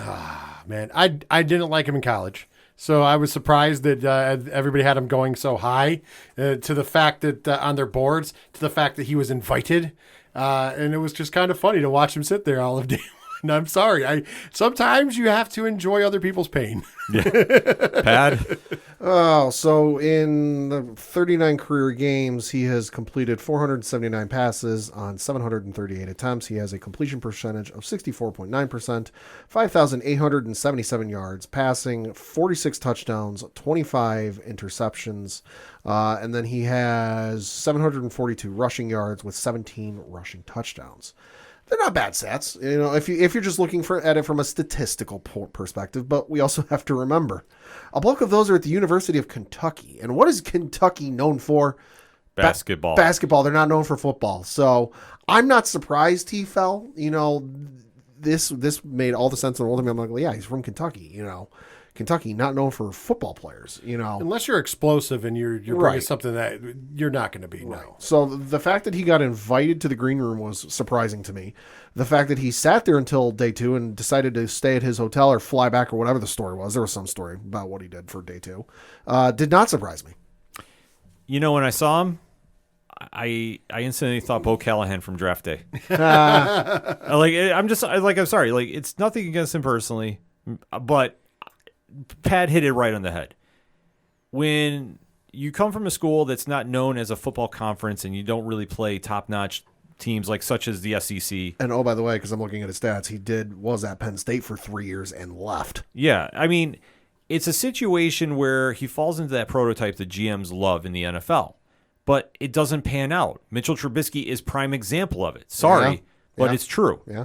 You can be 6'4", 225 and throw the ball down 60 yards in your sleep. It doesn't mean you're going to translate that well as a pro. And I think for as much as the scouts and everybody had him touted as going as the number 2 pick, I think honestly teams looked and compared him to Trubisky and said, he's not the guy, because who have you faced? Much like Trubisky at North Carolina. Who do you face? Right. And I think the teams are getting smarter about it. I think the Titans, who eventually took him at number 2 in the second round, that was a smart pick for them. It was the right time for him, too. It was the right time. It could end up being a steal. Let's be honest. This kid, if he goes on to be a great quarterback, good for him. Yeah, exactly. Prove people wrong. But that's going to be the motivation for a lot of these players. Because for anybody that's crying about their position or, the fact that they sit around in the green room waiting, which, sorry, you have the opportunity to play professional sports as your profession. I don't feel bad for people that are sitting around and about. I did feel bad for him because his girlfriend was obviously irritated. Yeah. Yeah. I pulled up their schedule from last year in case anyone's curious who they played. I won't read all scores, so this is just who they played. Miami University of Ohio, University of Florida, Youngstown State University, Northern Illinois University, Ole Miss, South Carolina, University of South Carolina, Mississippi State University, University of Tennessee, University of Missouri, Vanderbilt, Georgia, Louisville, and Iowa. 4 teams out of that. 4, possibly 5. 4, maybe 5. Mm-hmm. Oh, and by the way, because this is the one I saw, they played Tennessee and got blown out 44-6. Exactly. So I'm just going to say this in closing. Prove us wrong. Hey, that goes for everybody. That's the challenge. You're now selected to play a sport as your profession. You're getting paid a very, very good salary on your signing bonus. Earn it. Prove your fan base right. You now have the opportunity of a lifetime. Take full advantage of it. And then us as fans, we got to just sit back and go, all right, this is the future of our franchises. is this going to make or break us? I agree there. I will say this, though. One feel-good moment, because Joey Porter Jr. is obviously a feel-good moment because he went to Pittsburgh. But the second one, of course, would be young Deuce Vaughn, running back, getting drafted by his father for the Dallas Cowboys. That was awesome. I thought that was a really cool video going around, especially when you saw the video before where he called his dad, worried that he wasn't going to get drafted. And his dad was like, listen, not because they didn't even decide at that point. He said, listen, some team might take you. If not, you just know we've already worked the roads. You're still free agency. Just, trust the system. Trust the system. And then shortly thereafter, he gets there's the other video of basically him being told by Jerry Jones that, hey, I think you should write your son's name down on that paper. And making him call his own son crying and tell him he got a job. That was pretty awesome. Yeah. I mean, I know it was a late round pick, and you're going to Dallas where running backs are, they've got the top running backs, if you will. There's not much spot, but hey, hopefully the kid, he seems like a hard worker. You can work yourself into a system. Might not be a running back, special teams, slot receiver. There's a lot of options out there, but that was a cool feel-good moment, though. Oh, absolutely. I mean, that's the one thing about the draft is they do make memories, some good, some bad, but it just depends on what you do with it, the opportunity you're given that justifies your legacy moving forward. Yeah, and they made me cry in the beginning when they gave the honorary draft to the 3 players from Virginia that were murdered, unfortunately. That made me tear up because I thought that was a very awesome moment for the NFL. That was a very awesome moment for the NFL to do that. So, that being said, ODPH Society, hit us up on that hashtag ODPH Pod. I know we went a little extra long with it, but there's a lot to break down from the NFL draft. Let us know how your teams did. What did you think about our analysis? We definitely want to have that conversation with you. So hit us up. Let us know. We're going to take a quick break. We'll be right back. Together, we can make a difference. That's been the sign off for everything Livestream for the Cure related ever since the event began back in 2017. Hello, everyone. My name is Nick, and I am the host of the Livestream for the Cure, an annual charity event to raise money for the Cancer Research Institute for immunotherapy research for a world immune to cancer. And over the past 6 years, we've made that difference together. Amazing listeners, amazing viewers, amazing podcast partners and content creators all coming together, and we've raised over $70,000. But this year, we're going to make our biggest difference to date, and we're going to raise $25,000 for the Cancer Research Institute. Tune into the event at twitch.tv/livestreamforthecure starting May 18th, as we're joined again by podcast partners and content creators from around the world to help the Cancer Research Institute crush cancer. Together, we will make a difference. Coming back for the closing segment on this edition of the ODPH podcast. Pad, what do you got? Got a couple things to talk about. First of which is obviously the local minute. Looking at the standings for the Binghamton Rumble Ponies, made a little bit of improvement. They're currently sitting in 4th place behind Hartford, Somerset, and Portland. That is the Colorado Yankees and Red Sox affiliates, respectively. Looking at their schedule they had from this past week, they won their game on the 25th against Akron 7-5. Their game on the 26th was postponed due to inclement weather. It was made up the next day in a doubleheader, where they lost the first game 5-2, won the second game 4-3, came back and won their next 2 games Friday by the final score of 6-1, Saturday by the final score of 6-4, and then again this game on Sunday was postponed due to inclement weather, going to be made up at a later date. Looking at their schedule for this upcoming week, they're on the road playing the Somerset Patriots. That is the farm system team of the New York Yankees. They're there all week. They do return home next week on Tuesday, May the 9th, for a home series against Hartford. So for more tickets, information, all that good stuff, go to bingrp.com. And then just one quick sports thing I got to talk about. I got to talk a little footy, a little soccer, because there was an incredible game on, I believe it was Sunday, against Liverpool and Tottenham, which finished with the final score of 4-3. Game started off with Liverpool being up 3-0 in the first 15 minutes, I believe it was, which was nightmarish for Tottenham because the week prior it was like 4-0 in like the first 20 minutes, which Tottenham fans seeing, red in their eyes. But don't worry, they clawed back and eventually made it 3-2 before they eventually, in stoppage time, basically overtime, got the game-tying goal with in the 94th minute to tie things up, which was absolutely nuts. It was funny, though, because the gentleman who scored the goal got a yellow card for excessive celebration. Which then 90 seconds after that goal, Liverpool came back down the field, scored their own goal in the 96th minute, and then basically that was the end of the game. All the meanwhile, Liverpool scored the game-winning goal. Their manager there I haven't read what it is yet. It looked like he pulled a hamstring in celebration because he went not running but like walking very quickly down the side in like celebration, pumped his fist, yelled at the one of the referees, which might get him banned for a game or two. We'll see. But then he came back clutching his hamstring, and so he might have pulled himself an injury. But it's an insane game. You should look up the highlights. Highly recommend it. Yeah, I mean, Pat has become quite the soccer aficionado. Yes. So definitely you hit him up on Muslin on Twitter. He will definitely be talking to you about that. So I'm starting to learn a little bit about it from seeing your tweets up about it. So obviously, this soccer it's slowly breaking into the ODPH rotation here. Yes. Very cool to see. Rich, since you are our guest, what do you feel like going to next? Because we obviously have to address a little bit of NBA, a little bit of NHL. All right, let's peel the Band-Aid off. We'll address the worst of the two news. Unfortunately, the New York Rangers have been eliminated from the Stanley Cup playoffs. Conspiracy. They are no longer going after the Hockey Lombardi.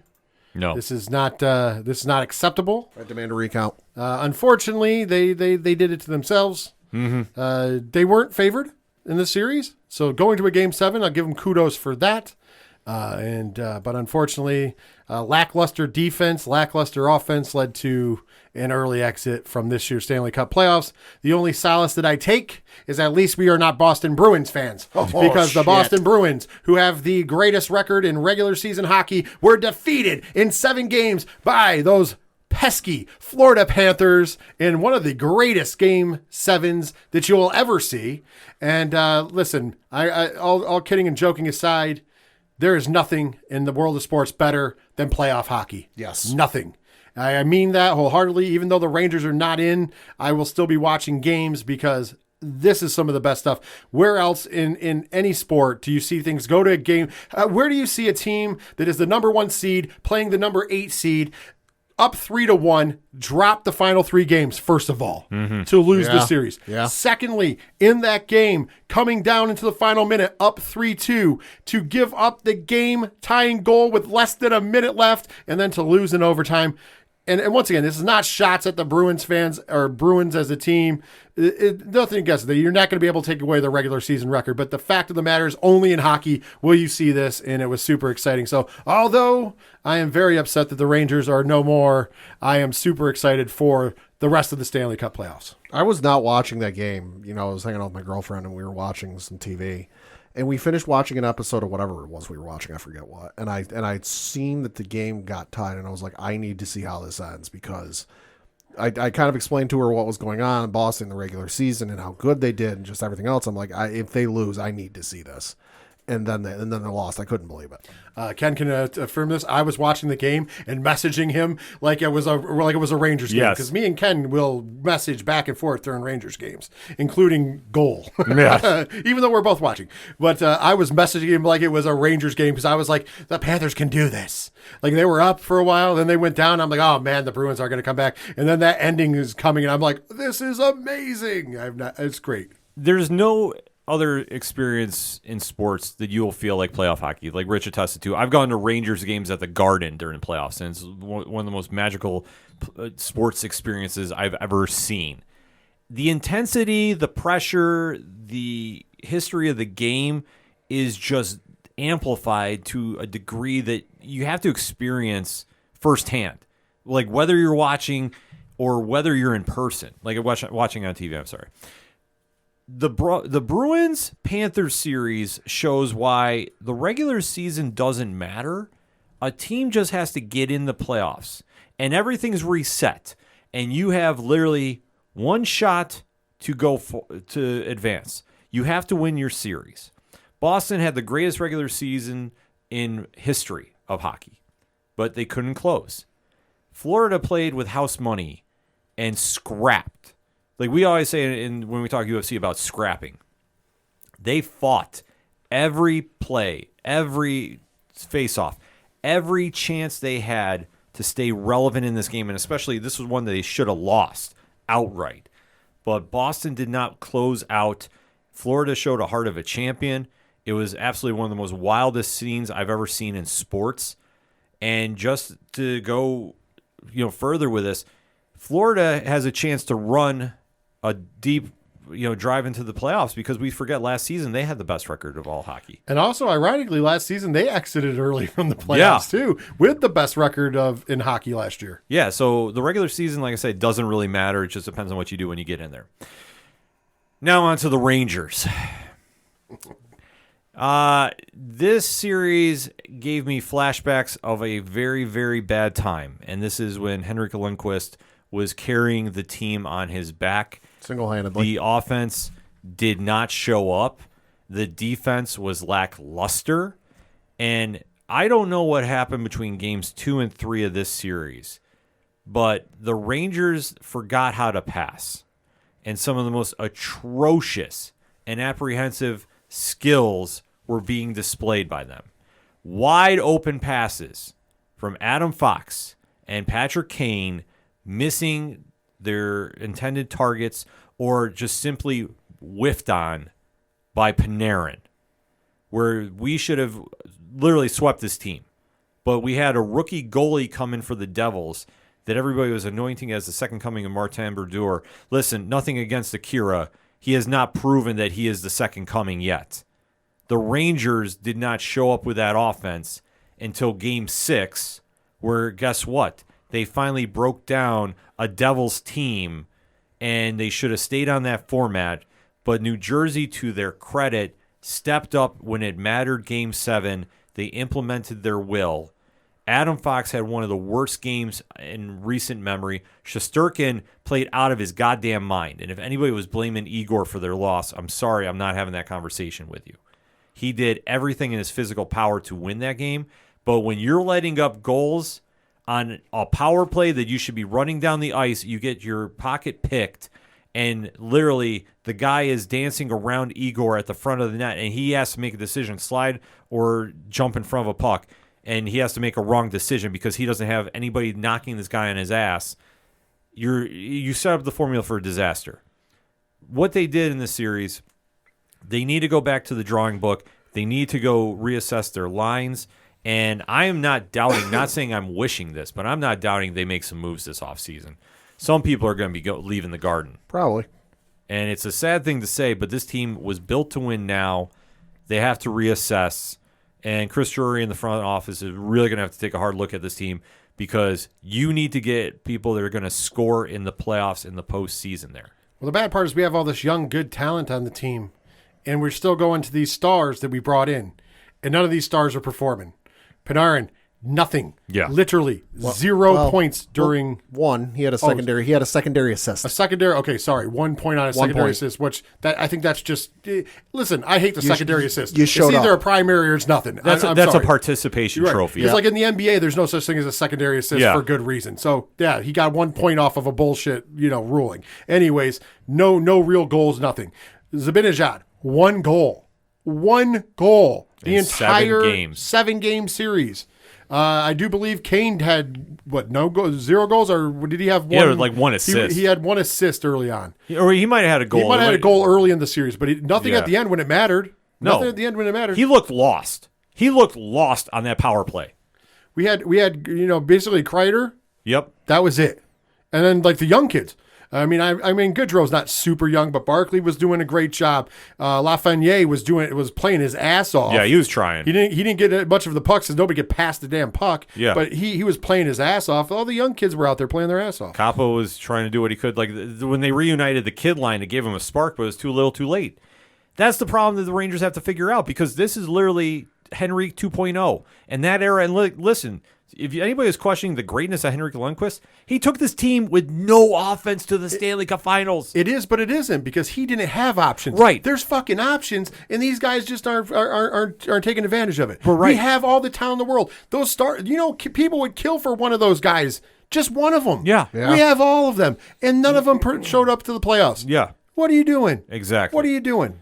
That's So- where it is there. Flashbacks of depending on Rick Nash. Anybody? But that's geez. that's what I say. Like, it's a weird, bizarro thing happening, and I'm just like, I don't want to be reliving this. I say save some cap, get rid of some of these guys who are alleged stars, and let's build up these young kids, because the young kids are getting the job done. I'm not saying get rid of everybody. No, I'm not saying all of them, but let's be honest. We got to do something. you got to shake up that roster. I think the free agents they brought in, the rent players, the rentals are done.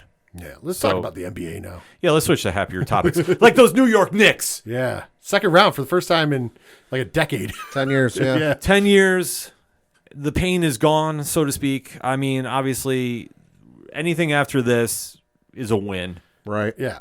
I'll say this: big congratulations, Padawan Jay. We got an MVP, don't we?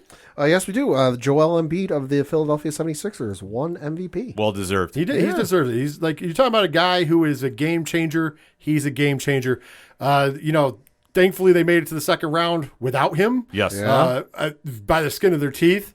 I hear that he should be healthy coming in this series, though. I don't think he's going to be healthy for game 1 or 2, but I think they're looking at game 3. Yeah, game 3 is when they're slating, but you know what? They did what they needed to without him. Philadelphia facing Boston, they stole game 1. Yeah, definitely. Which James Harden decided to go back to his Houston playing days for the first time in for a long time and actually showed up for this playoff game. So Well, if they can get that one game is what they needed, because if you drop game 2, that's all good. You get Embiid back in 3 or 4. So if you can just pick up 1 and you can lose 2, once you get Embiid back, there's really nobody on that court on Boston that's going to cover Embiid. no, Embiid can take that game over. As for the Knicks, they're going up against the Heat. Jimmy Butler is out as we're recording tonight, and the Knicks stars are healthy. Well, They're available. They're available. They're as healthy as they're going to be. Yeah, exactly. At this So- stage of the season, I'll take it. We got to steal game 2. If we go down 2-0, it's going to be a long series going to Miami, and I'm not looking forward to that. And we can't ignore the gigantic elephant in the room. Let's talk about the old man series and how we got there. First of all, the easier side of it, which would be, and not easy because of the games, but them Golden State Warriors, you can never count them out. We talked about this before. Sacramento played their hearts out. That's a young team. Let me tell you what, don't take that as a negative, kids. This is your first dance, really. Yeah. And you just got beat by guys who have done this time and time again. I see a lot of promise. Mark my words, next season and the season after that, as long as Sacramento can keep it together, they're going to be knocking on that NBA Finals door. No shame in losing to Absolutely the Golden not. State Warriors in 7 games. They'll just be doing it with. Thinking of a different team. Never mind. Yeah, but if you think about it, the Sacramento Kings showed me some good stuff, and I think that they're going in the right direction. There's no shame in losing to the Golden State. They're the old dog that still has fight in them. They won the fucking championship Yeah, last year. they're the okay? wily veterans. Yeah. And they know how to win when it counts. And been by there the way, before. congratulations, Steph Curry, 50 points in Game 7. Yikes. The most points in playoff history by one player. And on top of that, the most points by anybody 35 and over. Yeah. Ever in the game. Nobody over 35 has scored more than 50 points. And that would be Steph Curry. So you know what? When you think he doesn't have any more records to break in him, He we got finds Steph ways. Curry. Yeah, He listen, I finds. have all the love and respect in the world for Steph Curry. Oh, I'm absolutely. tired of seeing the Warriors win, but I have all the love and respect in the world for him. Now let's go over to the other side. Let's go to the juiciness. You know, there was a team called the Memphis Grizzlies, Yeah. and they had some young brash players Keyword being had. who decided to be naughty, and they decided to listen. I might not think LeBron's the greatest of all time, but he's one of the greatest of all Mm-hmm. times. He might not be better. In my opinion, he's third behind Jordan and Kobe. I get it. There's people, and if you put him first or second, I That's don't you. care. That's you. That's fine. He deserves to be. He is a name that deserves to be in that echelon with Kobe and Michael. Mm-hmm. I don't care what order you put them in. Those three have proven that they're the three goats. If you at this point in juncture, you can put them whatever order. Personally, I think it's Michael, then Kobe, and then LeBron in order, because I think you don't have one without the other. Yeah. Pretty much. And I will say this. Why in God's green earth would you ever decide as a player that, well, a GOAT still has breath in his lungs, that you should question or not say you don't respect him? Who the hell did these guys think they were? And they found out. They found out LeBron's got a lot more in the tank than we all thought he knew. He put the team on his back. Fucking Anthony Davis got so offended that he came back from injury early. It actually was providing offense to that team. Because remember, he wasn't supposed to play that No, he series at all. wasn't. All of a sudden, he's like, oh, man, we got to strap up. We got to get in a fucking fight. Let's go. Let's fight. The Lakers, the old man team of the Lakers, decided that they were going to dust those purple shoes off one more time. And they put a foot straight in the Memphis Grizzlies' ass. And leading to one of my favorite moments of all time. As the clock waned down, LeBron said, I ain't shaking a son of a bitch's hands on this court, walked off the court. and let the game speak for itself. As you saw Brooks sitting there, who was the person mainly in question about his comments, looking there with a sick feeling, and that you could tell the look in his eyes. He had that sick feeling that he realized that the old man that he didn't respect just kicked his ass.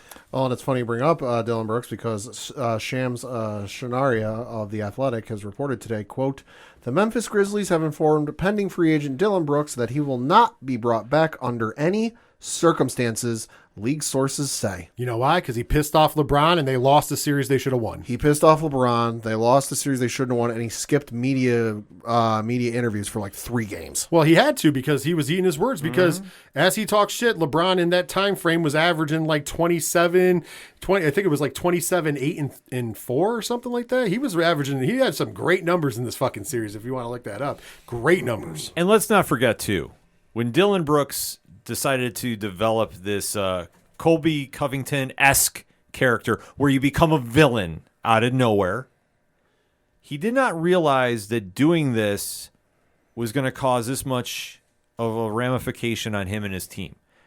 The Memphis Grizzlies came in with a lot of swagger.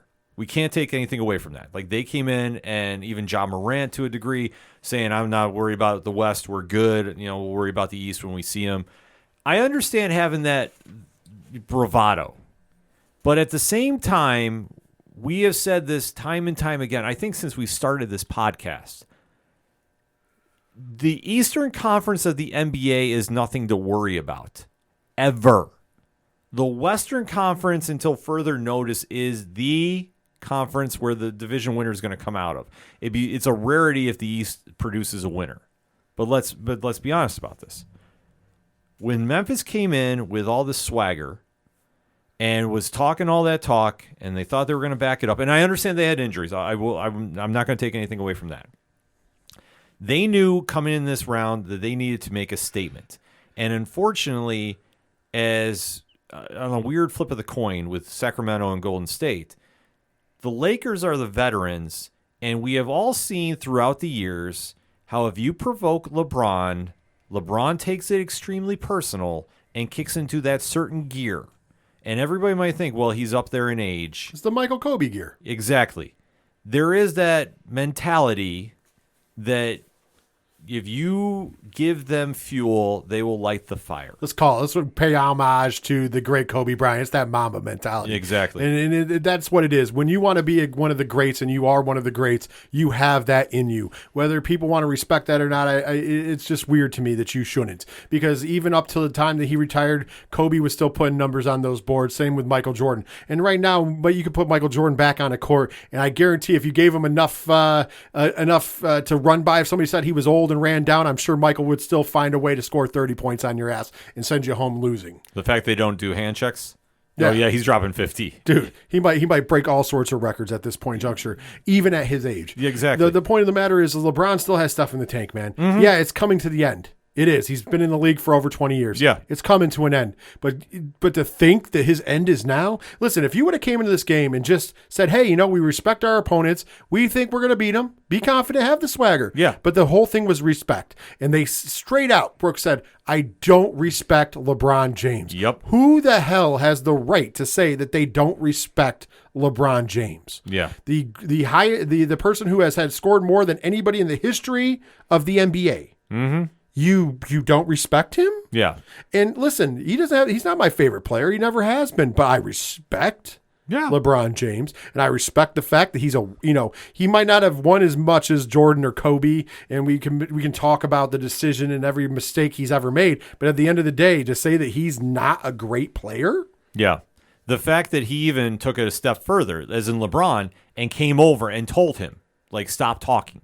He tried giving him... Stop it now and give him out. Yeah. Give him out. He tried giving him an out. And for whatever reason, Dylan Brooks went in with his villain persona and decided and he ball tapped him. Yeah. Of all the things you could do, you did not see the temp in the room. You did not understand the picture that was painted in front of you. You pissed off a guy that thrives on competition, that thrives on that kind of spotlight. And yeah, he might be up there in age, but he can still ball. And if he needs to pull in that extra magic out of wherever, he's going to do it.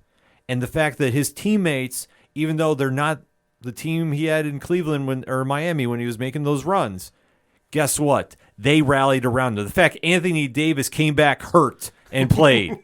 Let's put this in perspective. And scored a lot. And Scored scored a 20-some lot. points a game. Yeah, which now brings up a whole different conversation for another time. Yeah. But the fact he came out hurt and still put up the numbers he did. Memphis did not realize what they did until it was too late. And now they have to go into this offseason and really take a hard look in the mirror and find their identity. Because Dylan Brooks, I'm sorry, he's going to get picked up somewhere. It's going to be somewhere very obscure, like maybe Utah or maybe Indiana, like somewhere under the radar. I would say Indiana more than Utah. Utah runs a pretty tight ship. Remember, they got rid of Rudy Gobert after he caused the pandemic. Yeah. Yeah, I mean, this is a situation where he's going to go somewhere small market and fade into obscurity.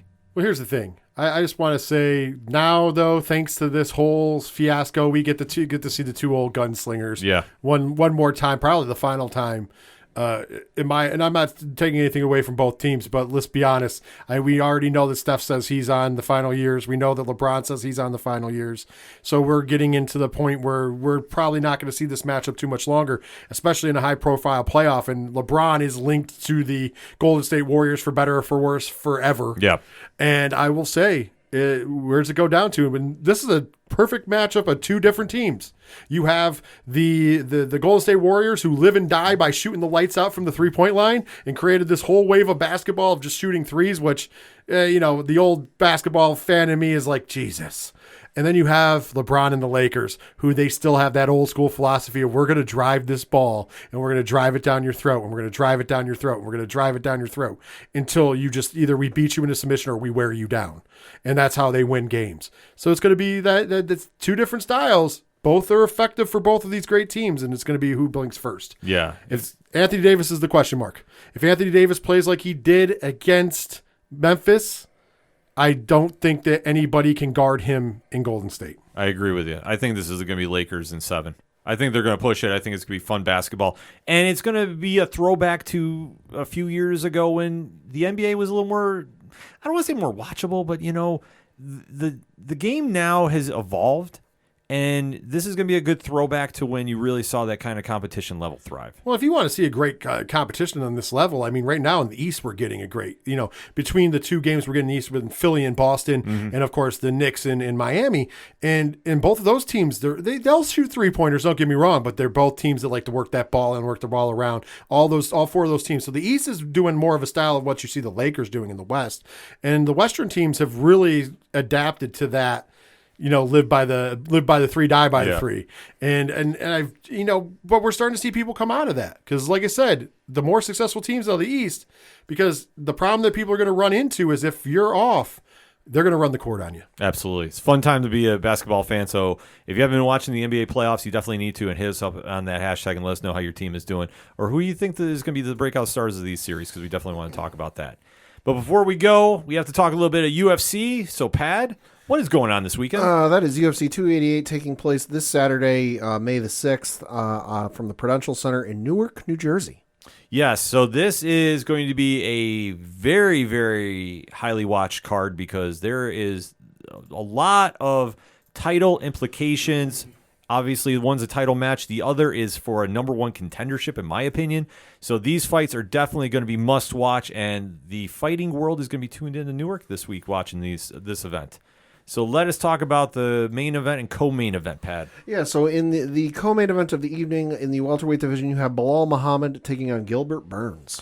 Rich, you got any feelings on this one? Listen, man, this is both guys taking short notice fights.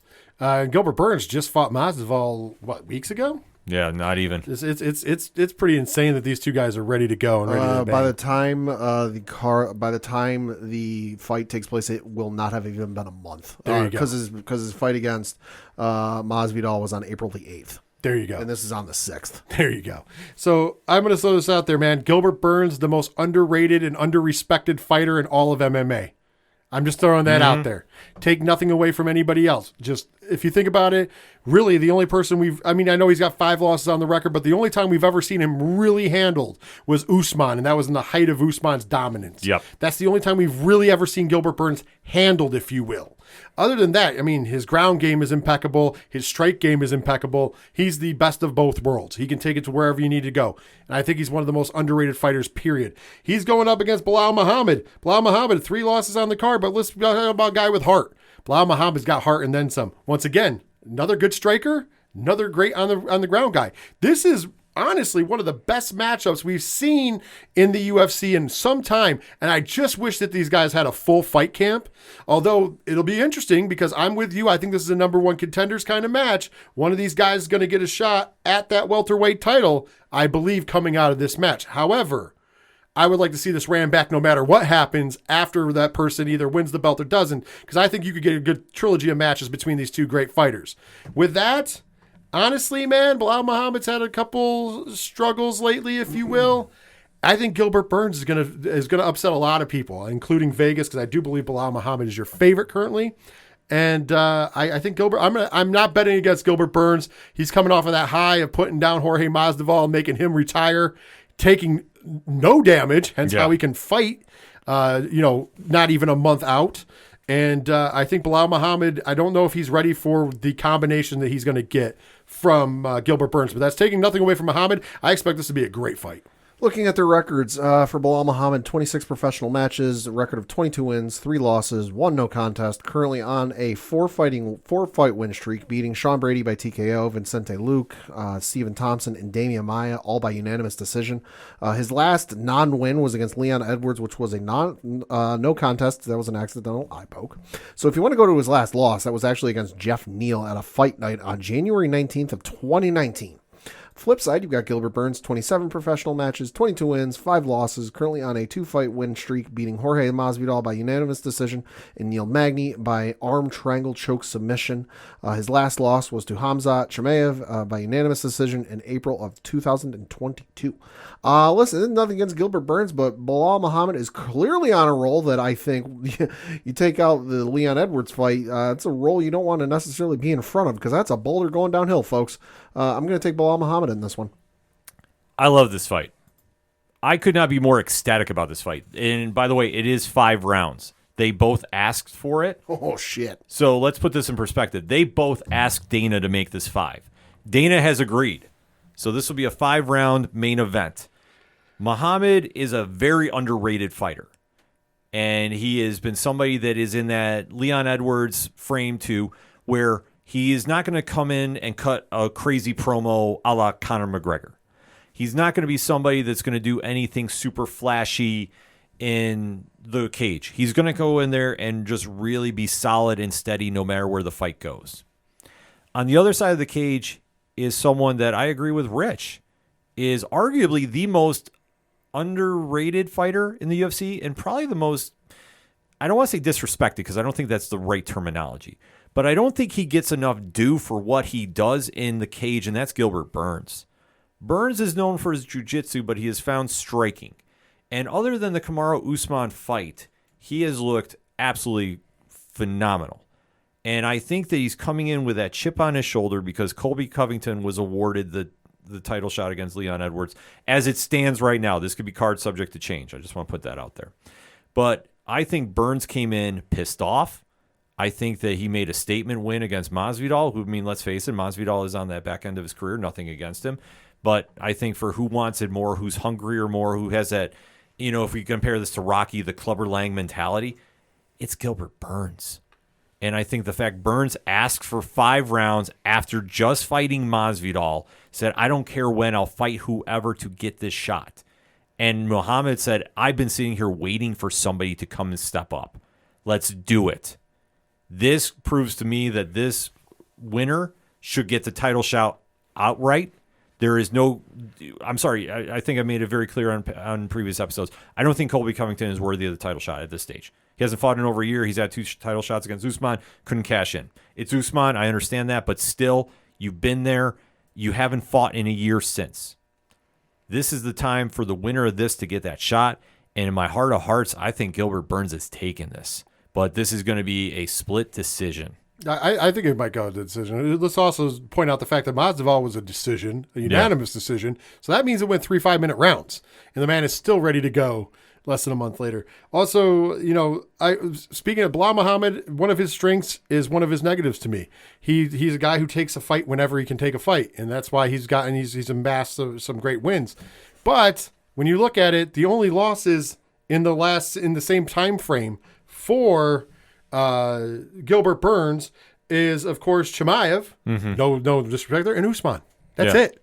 And Chimaev was kind of debatable too. So going back to 2019, same time frame, Gilbert Burns, he's lost 2 instead of just 1 in that same time frame, but to 2 top tier fighters. Yeah. Like to 2 game changer fighters in a lot of ways. So I mean, Muhammad doesn't have those on the list, and they both have wins over Thompson and Maia. So it's like I said, this could be a great fight. This could be a fight of the year candidate. No lie. Like, honestly, that is how strongly I feel about this fight. And it's nothing against Muhammad. Like, I could see him winning, but I just think that Burns is just on that different mentality right now. Like I say, comparing it to Rocky, it's Clubber Lang.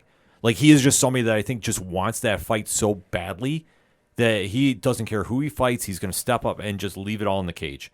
And I love this. Well, yeah, I think he just knows his time. He wants to be remembered. Yeah, absolutely. But that is not the main event. The main event is one that is generating a lot of headlines. Pad? That is for the UFC Bantamweight Championship, where Aljamain Sterling is defending his title against Henry Cejudo. Yes.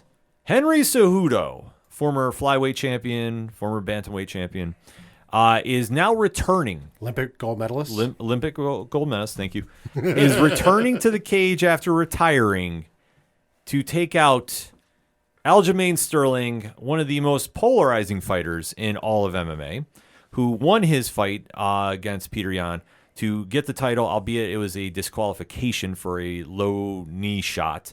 Well, his knee was on the ground. And he took a knee shot to the face, and it's a disqualification. Yeah, and there's been a lot of drama after. I understand Sterling has fought since and retained, but still a lot of drama coming out of that ducking. one. Yeah, a lot of quote-unquote ducking. We'll just kind of put it at that. But Cejudo has stepped up for this one. Sugar Sean O'Malley is rumored to be the next recipient of the title shot. And why? Because reasons. Yeah, who is he beat? And I'm sorry, and this is coming from somebody who likes Sugar Sean O'Malley. Yeah. And I'm like, why? Who is he beat? It's the same thing. It's the same thing going over what we were just talking about. Like there's no reason for him to get a title shot. No, absolutely. There is no logical reason, and you can't tell me there is one other than he's a fighter that is on that hype train. And we have seen this time and time again in the UFC when these fighters get on that train. And they either turn into Paige Van Zandt or Sage Northcutt, or, sometimes you get a Conor McGregor. Like, sometimes that happens. But with Shane O'Malley, I'm sorry, I don't see that how he gets the title shot on this one. I really don't. But that is going to be something the UFC is going to have to explain after this one. But Pad, you got the stats lined up? Yeah, so for Aljamain Sterling, in 25 professional matches, 22 wins, 3 losses, currently on a, good God, 1, 2, 3, 4, 5, 6, 7, 8 or 9 fight win streak, beating the likes of TJ Dillashaw, Peter Yan, Corey Sandhagen, Pedro Munoz, Jamie Rivera, Corey Stamen, and Brett Johns. Oh, by the way, I should mention Peter Yan. He beat back-to-back times. His last loss was to Marlon Moraes, that was in December of 2017. Flip side, you've got Henry Cejudo, who in 18 professional matches has a record of 16 wins, 2 losses, currently on a 1, 2, 3, 4, 5, 6 fight win streak, beating the likes of Dominic Cruz, Marlon Moraes, TJ Dillashaw, Demetrius Johnson, Sergio Pettis, and then Wilson Reese. His last loss was to Joseph Benavidez via split decision at the Ultimate Fighter Tournament of Champions finale on, remember where you were? December 3rd, 2016. Yeah, pre-podcast. Yeah. I'm going to say this. This is 2 people that I have no love for at all. I don't like either one of them. I'm serious. Like, this is the biggest heel fight for me. I don't like either one of them. With that being said, I only respect one of them, though. And that is Henry Cejudo. Henry Cejudo is a real fighter. He's a real deal. And Aljamain Sterling got himself back to do a corner where he had to take a fight. And Henry Cejudo, being who he is, knew that it was time to say, I'm going to cash in and regain a belt. I think this is going to be, honestly, if Aljamain Sterling wants to earn my respect, he has to bit by Henry Cejudo and convincingly. Not one of these fucking, oh, it was a close decision or a disqualification or some technicality, really weird judges card. I don't want any of that anymore. And that's the problem with his title reign. Whereas Henry Cejudo, I'm pretty sure he's going to finish him. I'm saying this ain't going past the second round. Pad? Double knockout. That's where we're all winners. Oh, we all win. We all win if that happens. I'm going to just say this. Sterling, I have not been impressed with since he's had the title. And for various reasons. I don't like how we've had that perception of dodging and stretching out reasons we're not fighting for. And like I say, it's just been drama with him. And it hasn't been the great thing. Like I say, the perception that he had a neck injury, but he's out partying. That just kind of said it all for me. Just saying that you could go through the time since he won the belt and all that, and you can, like I say, make your own opinions of him. I have never been really impressed with him, but you got into a situation much like a Charles Oliveira, albeit though, like I say, very different in fighters, that he won so much he had to get a title shot. Like you couldn't deny him that. But since he's been champion, I haven't seen anything that says like he's a dominant champion he's going to retain. Henry Cejudo, I'm not a fan of. Like, he is who he is, the king of cringe, I believe that was his gimmick. That is his gimmick. Still. Yeah. But I'm going to say this. Cejudo is going to grab him and either do one of two things. He's going to lay and pray for 25 minutes, which will make this even worse, like the worst possible scenario you can imagine, or he's going to knock him out in the second round. I'm going to say in the second round, this fight's done. And I think Cejudo wins outright. This is not going to be any question mark. I think he's going to come back. He's going to work his wrestling. Sterling has decent jiu-jitsu, but listen, Cejudo's wrestling, I think, is going to cancel it out, and I think he's going to get in some problems when they get down on the ground. Could Sterling get a knockout or something? Yeah, absolutely. He has a puncher's chance. But I think unless he does a Masvidal Ben Askren type knockout, sorry, it's going to be a wrap. I'm going to tell you how it's going to happen. It's going to be Sterling's going to be dumb enough to try to take Cejudo to the ground. And Cejudo's just going to, okay, play right into it. Because that's what he wants you to do. Yeah. Like, so far, we have not seen anybody be able to dominate Cejudo on the ground. Yeah. I mean, he is the guy who beat Demetrius Johnson. Yeah. That's all I'm sorry, that's all you need to say. Like, you beat the GOAT. Yeah, absolutely. So, like, Cejudo has my respect for that. Granted, I don't like how he created a character after that, but still, that's a whole other ball. I don't like him. Yeah. But the respect is there. He's a great fighter. Yeah. And the scariest thing, too, if you want to talk about respect, Cejudo opened as a dog on the Vegas line. How crazy is that? Yeah. Like, now I'm looking at UFC.com, and he's a minus 115 to Sterling's minus 105. So they're both, like, it could go to an even line very, very shortly. I don't understand how that's even possible. Yeah, that's how you know Vegas doesn't know how to score MMA. Exactly, but I tell you what, I think Cejudo wins, and I think if Sean O'Malley is the next contender against him, oh, just imagine that first takedown. I'm sorry, Sean is a charismatic fighter. He's a Sean's character. going to throw a jab, and he's just going to throw him to the ground, and that's going to be that. Yeah, you're going to see a Matt Hughes, Frank Trigg running across the cage, slam, knockout in that one. I'm sorry, I'm just going to call that right now. Saved you a click. Just going to put that there. But the fight card is very, very solid top to bottom, too. I know they've had a lot of injuries as of late. Bryce Mitchell is out. 5 cancellations. Yeah, so we're not going to break down the rest of the card, but I'm going to say this. It is one to watch for the main events alone. I'm going to tell you right now, you got a Fight of the Year candidate with Burns and Muhammad. So definitely make sure you check that out and hit us up on that hashtag and let us know your thoughts going into the fight weekend for that. Before we go, Rich, why don't you let our listening audience know where they can find you? Well, first and foremost, I should say, if you want to hear that wrestling talk, 607 TWS this week, the three of us in the room, we're going to be recording that and breaking down the WWE draft. Yes. So then talk about AEW ticket sales. Because we got the pre-sale sales now for the big Wembley show. So we're going to be talking about that and so much more. So Pro Wrestling Action, check out 607 TWS. I know you can find it right through the ODPH But if you wanted to find me and any information about the 3FN Podcast and what we're doing, 3FNpodcast.com. All the links are there, including the social medias, TeePublic link, the link to the Patreon, patreon.com/3FN Podcast for as little as $1 a month to get a ton of extra bonus content. Plus, you help support everything we do. Of course, there's links to 607 TWS the 3FN podcast there. You can stream them right from the website, as well as links for ODPH podcast, musical directories, and sponsors, and so much more over there at 3FNpodcast.com. Of course, this past week, we did an older movie. Yes. 30th anniversary of Cliffhanger.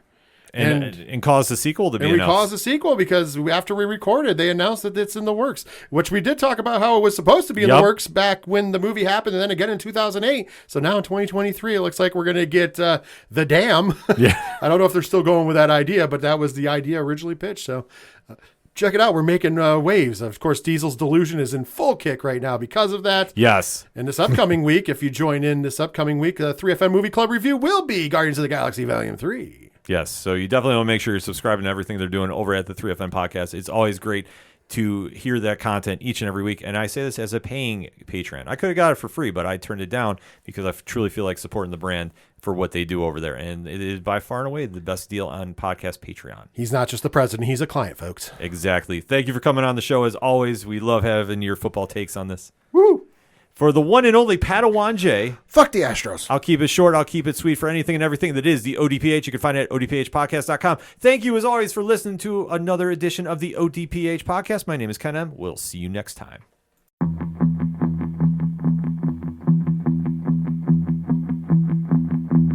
Gonna beat 'em to the punch. I'm gonna beat 'em to the punch. 'Cause they can't bring me